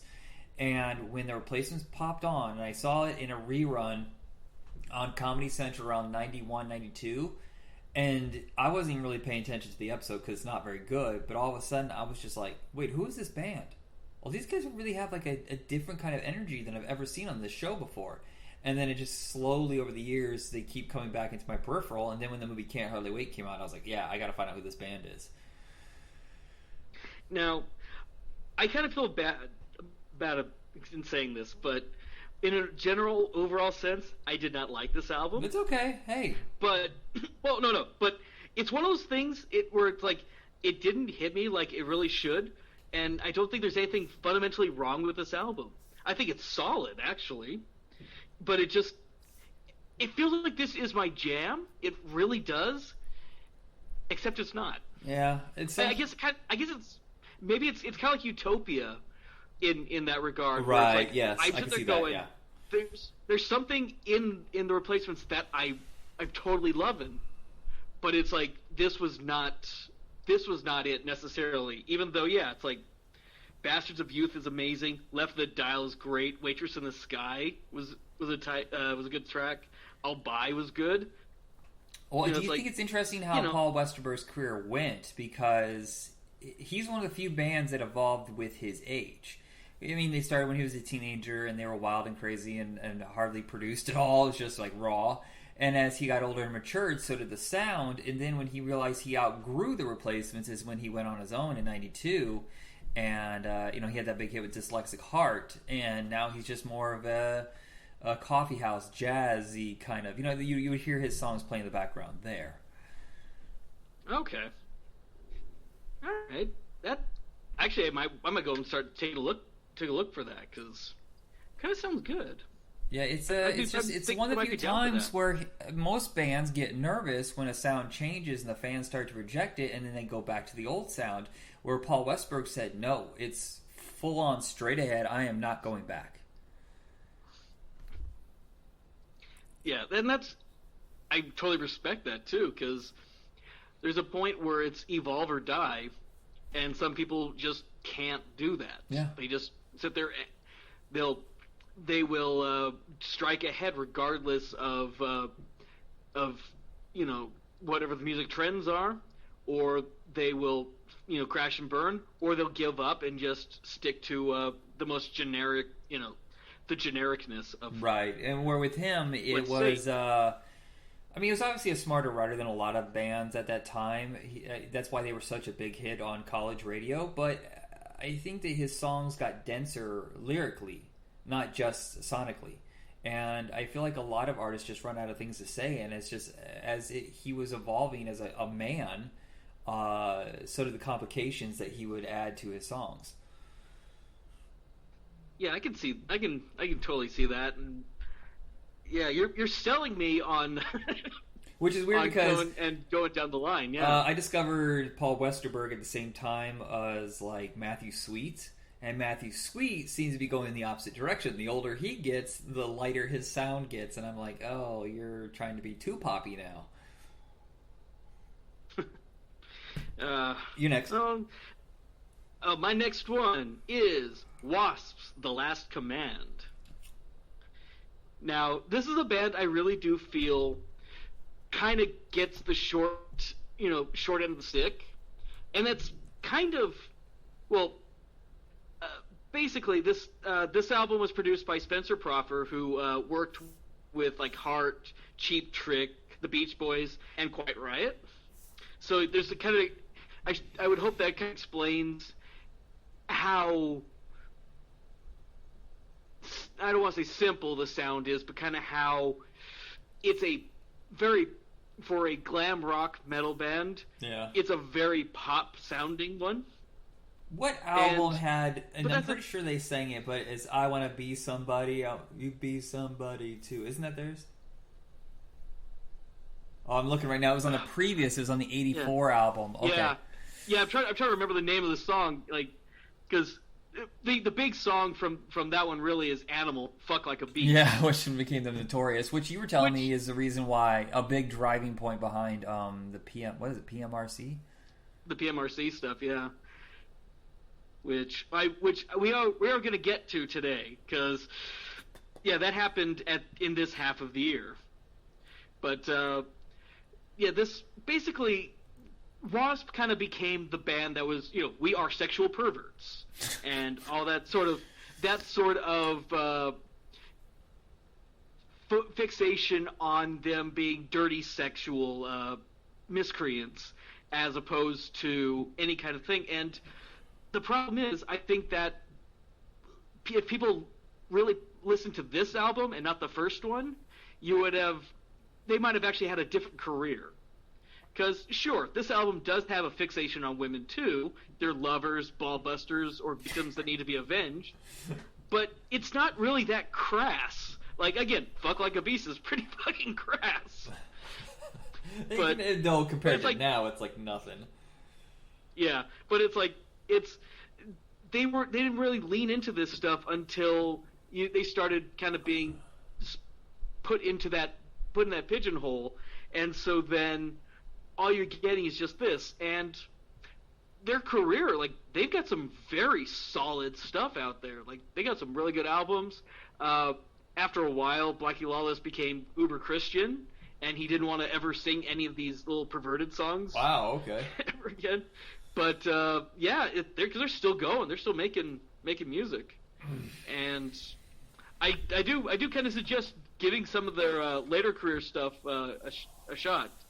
I think The Crimson Idol is a great album. There's Golgotha, if I'm remembering right. That one's a great one. Like, there's some really good stuff out there that they've done. But in the case of this one, you've got Cries in the Night, which is amazing. Widowmaker, Wild Child. These are all fucking great rock songs. Ball Crusher is a great, headbanger track. You just sit there.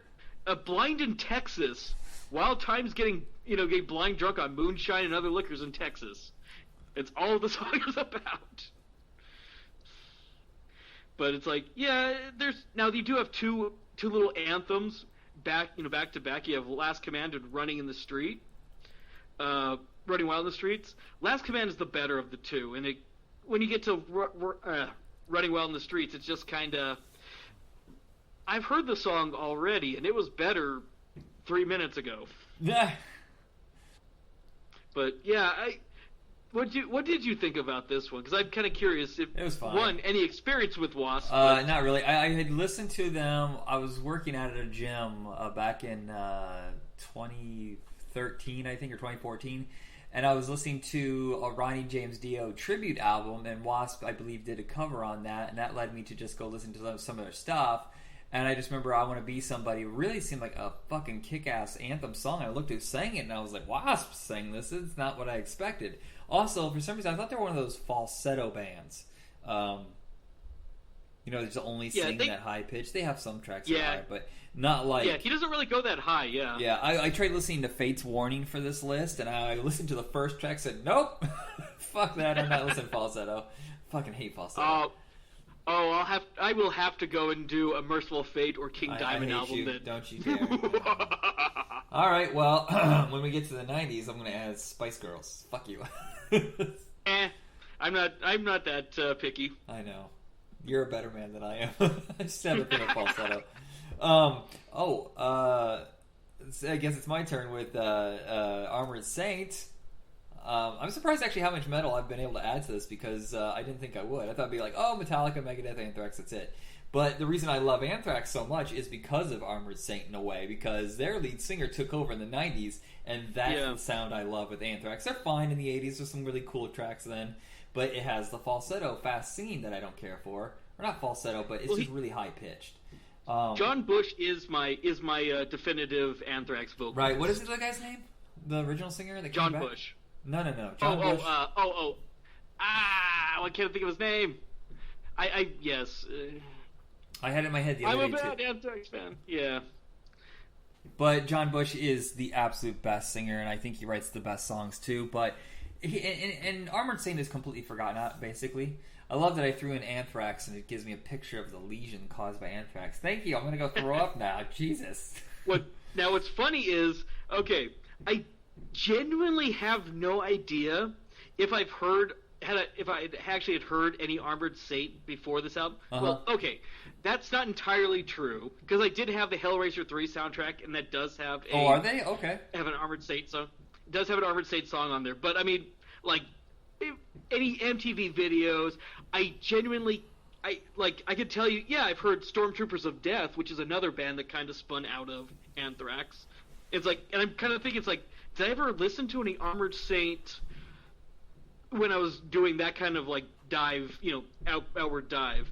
And I can't think of any. And thank you for putting this on here, because I fucking love this album. Dude, speaking of, have they ever put together a book, like a coffee table book of heavy metal album covers? Because that's one of my favorite parts about heavy metal is the imagery, the like the sword and sorcery, epic sound or whatever. And some of these would make the cover, or would make that book. And I really like the cover of Delirious Nomad. You sure? Because I thought this album art blows. No, I'm pretty sure I'm looking at the right one. Hold on, maybe I'm thinking of something else. It's like a guy in a, I don't know if it's a burning building or something like that, but it's very generically blah. Whereas a lot of their other stuff has a dude in armor and stuff. Yeah, I thought that's what I was looking at. Oh no, March of the Saint is the cover I was looking at. Never mind. Yeah. Ooh, I like this one. Raining Fear or Burning Fear? What is that? Raising Fear. That's a good cover. Okay, so I was wrong. Never mind. Scratch what I said. Yeah, I'm surprised that they didn't break out big, because this album shreds. Yeah, but they get better. I really do believe in the 90s because see, here's the cool part about when he was with Anthrax. Oh yeah, Delirious Nomad, that is a shitty cover. Never mind, I'm sorry. Forget what I said. Anthrax was cool, and they let him go back to Armored Saint every once in a while, like the way that Mike from Faith No More, Mike would go back to Mr. Bungle. Yeah. Mike Patton. Yeah. It's funny we remember at the same time. But yeah, I really enjoy this album, but I do think they get better. But for an early album, they really do have their sound pretty locked down. By the way, it was Joey Belladonna is the singer. Thank you. I'm sitting there going, it's an Italian type name, and I'm going, what the hell is it? It's like, I was going like some sort of like Cappuccini or something like that. I'm like, no, I know that's way wrong. I think it was Z Cavaricci, the Gene guy who was the lead singer of Anthrax. Yeah, I don't know where I'm pulling this from, but damn it, I should know this. Luigi Capicola. All right, I'll move on. But there's nothing really I gotta say about this. But it's just a pretty good album. Yeah, this is 100% a solid thing. If you love thrash metal, you better have this on, like, have stuff from this on your playlist. Yeah, I mean, we talked about it last episode. Is where I always throw out Slayer, and I throw in Armored Saint instead.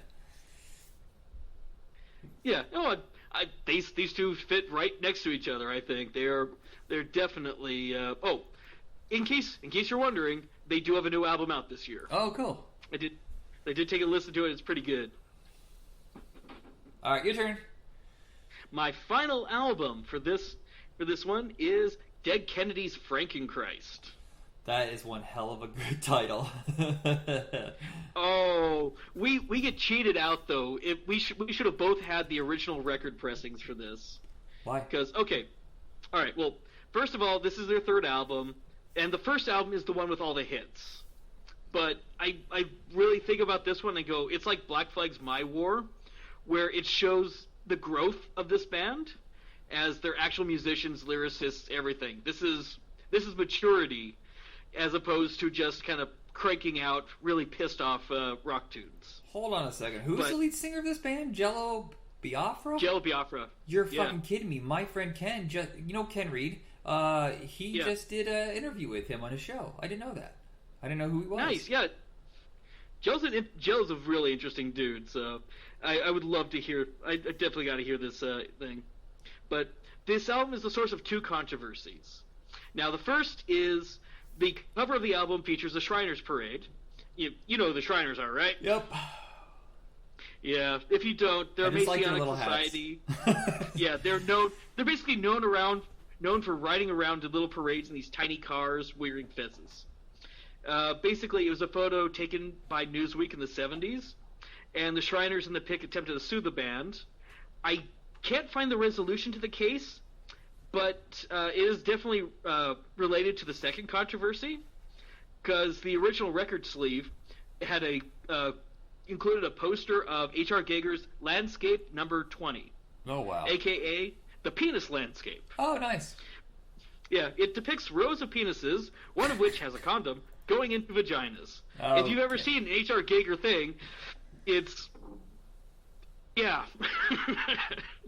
So, basically, Jello wanted that as the cover of the album, but fuck no, that wasn't going to happen. So, but it got to be added as a poster, and it included... The record actually had a warning, like it was wrapped, and then there was an additional wrap that had a little sticker that warned about the content.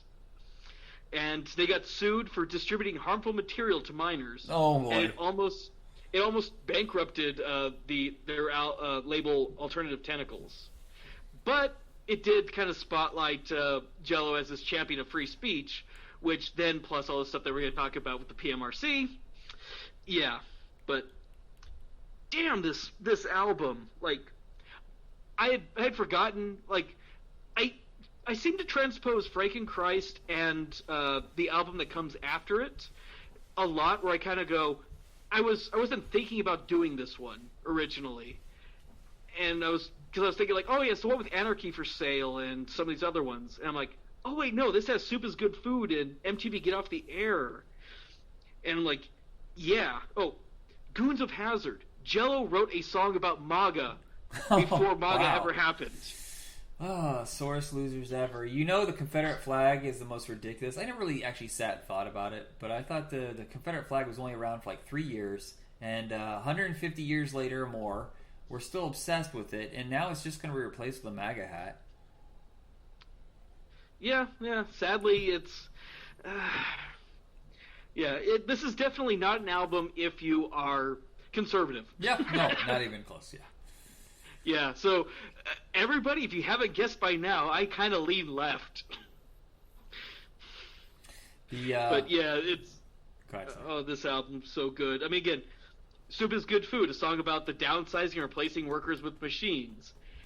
You know, it has, like, one of the most fucked up bits in the middle of it where it's like, this guy is getting stopped from committing suicide off a bridge, because not only is it illegal, but tourists might see it, so can he just move along and kill himself somewhere else? Oh my god. What was I watching the other day? It goes, in the future, a suicide's a crime, and the punishment is death. It's so ridiculous. The punishment for suicide is death. All right. Yeah, it's like, a growing boy needs his lunch is basically the Republican government doing shitty things around the world, but it's okay because they're all Christians. You know, Jockorama, which is basically kind of like how it's terrible, you know, like jocks get to, you know, especially in like Texas towns and things like that, where football is the biggest thing. So jocks get to get away with everything. Yeah, that's But true. it also means that, you know, yeah, they also end up with the most horrible, you know, brain injuries and stuff like that too. And it's just a song that kind of covers both sides of that. Yeah. How it's just, this culture is shitty and you shouldn't be dealing with it. My turn? But yes, it is your turn. Okay, last album. Anything that almost made the list for you? Oh, I do have quite a bit of stuff that almost made the list but didn't. The first Clan of Zymox album, Faith No More's debut, We Care a Lot.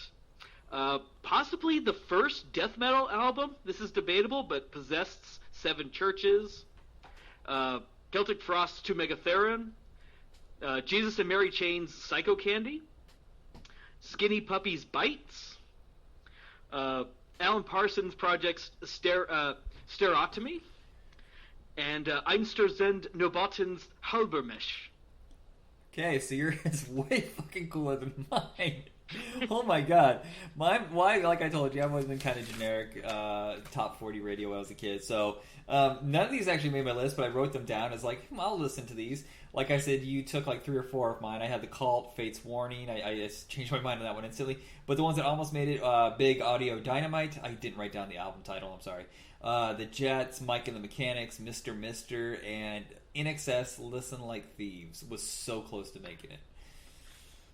I will say, Mr. Mister was not so much a consideration, but it's on my full list of things that come out that I at least went.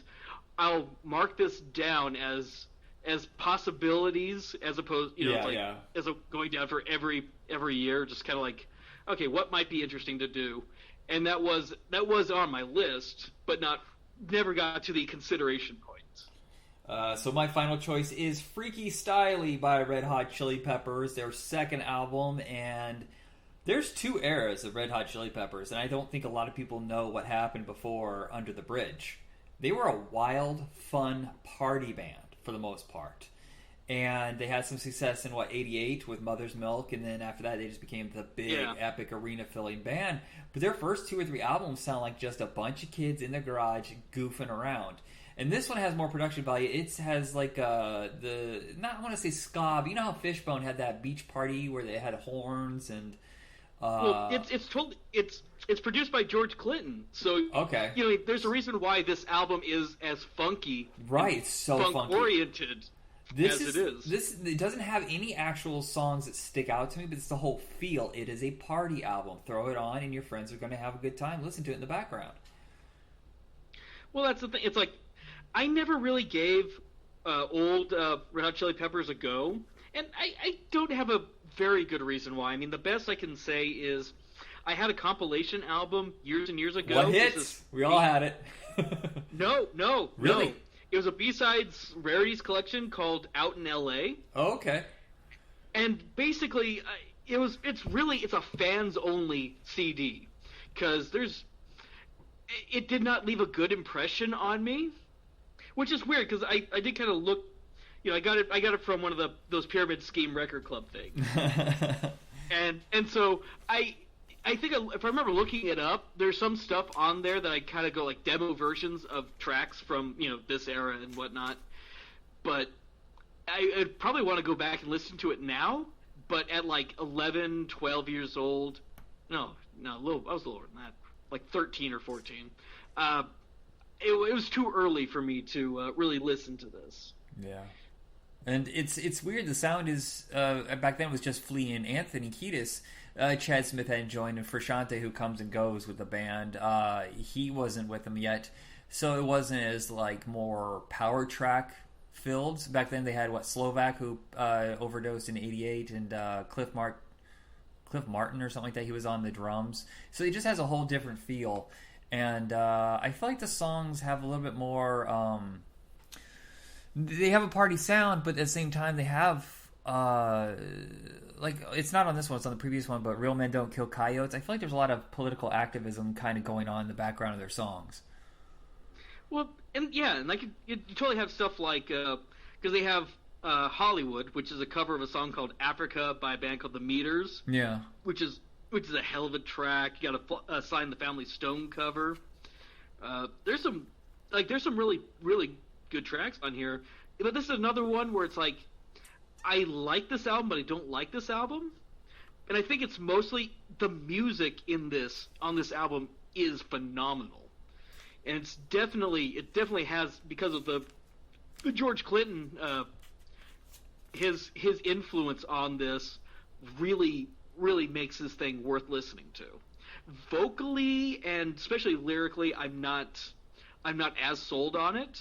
Again, you bring up the like kids having fun party stuff, and basically just kind of comes off as a lot of, I don't want to say dude bro, but it's kind of dude bro. Yeah.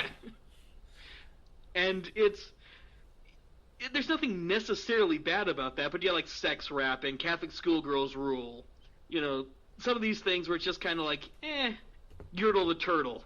That's from a Dr. Seuss, by the way. Yeah. But it's the song, like some of these stronger songs, like again, American Ghost Dance is great. If you want me to say that the Sly and the Family Stone cover, those things, extremely solid stuff.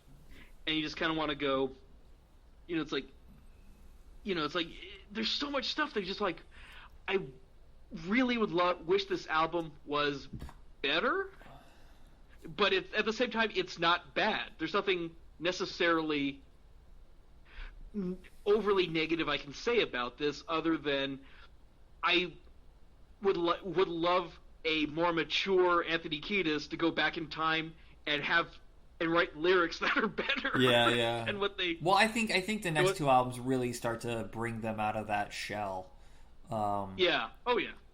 And that's the thing. It's like for me, where I kind of ran into the Chili Peppers as a band that I really liked was actually with Californication. Like, yeah, Under the Bridge and all the stuff that's off Blood Sugar Sex Magik is really good, and especially Under the Bridge itself. Yeah, well, One Hot Minute's the one that's my favorite, but Californication's probably second best. But yeah, it's like it seems like about that point in their career where they became a little bit more quote unquote adult contemporary. That's kind of it's where called adult alternative. I'm sorry, but yes, that kind of seems where their stuff kind of becomes a little bit more pleasing to my ear, I guess. Yeah. Okay, I hate to end this episode, but I gotta go to the bathroom so bad. Oh, okay. Sorry. We'll have to do a spin-off or something for the PMRC stuff, because damn, man. Oh, let me just pause it and go to the bathroom. Sorry, kids, I had to download some software. I was cramping up pretty bad. I was trying to talk. I was like, I can't. My legs are pinching together. I don't think that worked as well as you thought it was going to, because that kind of sounds like you just drank or ate your because you downloaded. As opposed to what? I got downloading my software. As opposed to, well, you download as you take it into yourself, as opposed to purging something. Okay. You deleted some stuff. Crap! I had to erase my hard drive. There we go. All right, empty my recycle bin. Or something. That's the one that works. All right, what were you? Okay, continue. Okay, so during '85 we had the PMRC, the Parents Music Resource Center, and their Senate hearings. Now, we had spoken about this quite a while ago, which it was founded basically in order to give parents, quote unquote, more control over children's access to music that had violent, drug, or sexual related themes. That worked out well. It's primarily made up of these 4 Washington wives who were married to like movers and shakers of influence. You had like Tipper Gore, and I didn't write down the other people this time, but yeah, Tipper Gore from Senator Al Gore at the time, now former vice president. And one of their solutions to this issue was to have the RIAA create a rating system for their albums, and then this could be used to censor anything deemed explicit by banning MTV from playing videos from R-rated albums. Oh, wow. Or making retailers have to keep those albums like under the counter, and it basically would have the music industry reassess the contracts of musicians who performed violently or sexually in concert. And so they went and picked a list of 15 songs that proved their point about how music was responsible for the moral decay of society. And this is the Filthy 15. Prince's Darling Nikki for sex and masturbation. Oh. Well, it's a Prince song. Of course it's about sex and or masturbation. Sheena Easton, Sugar Walls for sex. Sugar Walls. What a ridiculous song. Judas Priest, Eat Me Alive for sex and violence. Vanity's Strap On Robbie Baby for sex. Motley Crue's Bastard, one of mine, for violence. AC/DC's Let Me Put My Love Into You. I'll let you guess what that one was. I have no idea. I'm pretty sure it's about food. But I made you baked goods. Eat them. Twisted Sisters, We're Not Gonna Take It. Guess what for? Why? Violence. What? Yeah. This.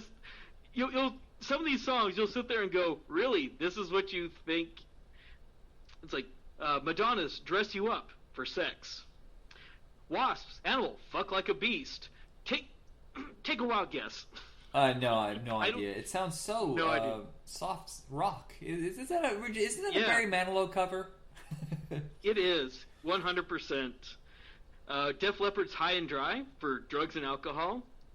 Merciful Fate's "Into the Coven" for a cult. Black Sabbath's "Trashed" for drugs and alcohol. Mary Jane Girls, a band I've never heard of, for "In My House." God, yeah, that's a Dirty song. "In My House" is a big hit. Yeah, I don't know that song at all. Venom's "Possessed" for a cult. And Cyndi Lauper's "She Bop." Okay. Yeah, which, yes, is about masturbation. But so, in August of 85, the RAA did agree to put parental advisory stickers on the albums. But the Senate had already agreed to hold a hearing on quote-unquote porn rock, specifically on the subject of the content of certain sound recordings and suggestions that recording packages be labeled to provide a warning to prospective purchasers of sexually explicit and other potentially offensive content. And this was going to go before the Senate Commerce, Science, and Transportation Committee. Okay. What? Yes. Yeah, that sounds like a Senate committee that is handling way too many fucking things to have to listen to a bullshit argument by their irritatingly aggravating wives who want to ruin everything for everybody because they don't like what they're listening to on the radio. But now, this is a goddamn movie because there are 3 musicians who came forward to fight this censorship: Dee Snider, Frank Zappa, and motherfucking John Denver. I remember this was a VH1 movie. Oh, they did do a movie on this? Yeah, it was a VH1 for your parental guidance. Hold on, I'll look it up. Just this right here. These 3 people. You have the lead singer of Twisted Sister, Frank Zappa. I mean, both these guys. They make sense that they would definitely want to come together, even if they didn't really share any commonalities in their music styles. But you would think John Denver. That's the one I think that actually helped save this because he's, legit. Oh, yeah. People love him. Oh yeah, and he had a very good reason for it too, which I'll get to it because there's some of the arguments or they'll come up in my notes a little bit later. Okay, so the movie was called Warning Parental Advisory. It was in 2002 from director Mark Waters, who the next year, I believe, directed the Freaky Friday remake. Jason Priestley, Meryl Hemingway, and Dee Snider playing himself. Okay. But they should do another film with this, but I will have to see this movie. I'm going to look it up right now. Yeah. Republican Senator Paula Hawkins presented the covers of Def Leppard's Pyromania and the Wasp self-titled debut, as well as Wow by Wendy O. Williams, as well as the videos for Van Halen's Hot for Teacher and Twisted Sister's We're Not Gonna Take It, as her evidence of how bad everything is. Basically, Def Leppard's Pyromania is a burning building with like a weird crosshair in it. It's not that bad. Wasp's debut album has the band looking in this post-apocalyptic setting, and there's a skeleton on the rack in the background. Wendy O. Williams' debut album is apocalyptic also, but it's basically what it is her not wearing a bra. That's the only thing I can tell. Because there's really nothing. It's like a picture of her, like a little bit of fire in front of her, and something in the background that you can't really make out, but she kind of looks like maybe she's an extra in Road Warrior. So, but yeah, she's not wearing a bra. That's the most I could glean as being how damaging this is. Dear Lord, nipples, no. But yeah, and okay, sure, Hot for Teacher is somewhat salacious of a video, but even then, not really. Twisted Sisters, We're Not Gonna Take It is literally a PG movie where kids are fighting against the school administrator, and he gets like knocked through a basketball hoop at one point. Yeah, it's ridiculous. Yeah, basically, she commented on all these things, going, "Much has changed since Elvis's seemingly innocent times. They thought it was horrible back then." Yeah, you kind of forget the fact that Elvis swiveling his hips was controversial. Subtleties, suggestions, and innuendo have given way to overt expressions and descriptions of often violent sexual acts, drug taking, and flirtations with the occult. The record album covers to me are self-explanatory. Not really. No. You're full of shit. And then they also had, even though they admitted that there are many causes for all of society's problems, they kind of felt that those were too hard to solve, so dirty music was the thing that was going to punish. Of course, it's the easiest scapegoat. Yeah. In addition, Dr. Joe Stussy, music professor at the University of Texas in San Antonio, spoke regarding the power of music to influence behavior. He argued that heavy metal was different from earlier forms of music, such as jazz and rock and roll, because it was church music, and had one of its central elements, the element of hatred. Okay. And Dr. Paul King, a child and adolescent psychiatrist, testified on the deification of heavy metal musicians and the presentation of heavy metal as a religion, saying that many adolescents read deeply into these song lyrics. Hold on, can I go to a church of heavy metal? Yeah, the Church Fuck of Dio. yeah! Well, no, there's not a metal church, but there is one. Oh God, who is it? There is a jazz church, and I want to say it's like it's in San Francisco, I think. And I'm trying to remember who. Your literally, voice I'm trying to went remember so who it is. It's a place that I genuinely want to go to. And I want to say it's like Duke Ellington or something like that. And if I'm wrong, I feel like such an asshole for saying the wrong guy. Or it might be Miles Davis. But seriously, there's a church like in San Francisco based that has him as not a saint or anything. It's not sacrilegious, but it is kind of based around the idea that music is a universal language of unification. I'm so down for that. That's cool. It's Christian as shit, and I'm not. It's like that's not necessarily my personal religion, but I want to go there at least once in my life because I have to see this place. I have to go and attend a service there. Anyway, going back to during his statement, Frank Zappa asserted that the PMRC proposal is an ill-conceived piece of nonsense which fails to deliver any real benefits to children, infringes the civil liberties of people who are not children, and promises to keep the courts busy for years dealing with the interpretation and enforcement problems inherent to the proposal's design. John Denver referred to the proposed labels as censorship, saying that he was strongly opposed to censorship of any kind in our society or anywhere else in the world, and that in his experience, censors often misinterpret music, kind of like what happened with his song Rocky Mountain High. Oh, yeah. Yeah, he further compared the PMRC proposals to Nazi book burnings and expressed his belief that censorship is counterproductive. I quote, "That which is denied becomes that which is most desired, and that which is hidden becomes that which is most interesting. Consequently, a great deal of time and energy is spent trying to get at whatever is being kept from you." And same thing, Dee Snider kind of felt that, like John Denver, his music was misinterpreted. Somehow I doubt that. I'm sorry, but Dee Snider is pretty good at just saying a lot of stuff.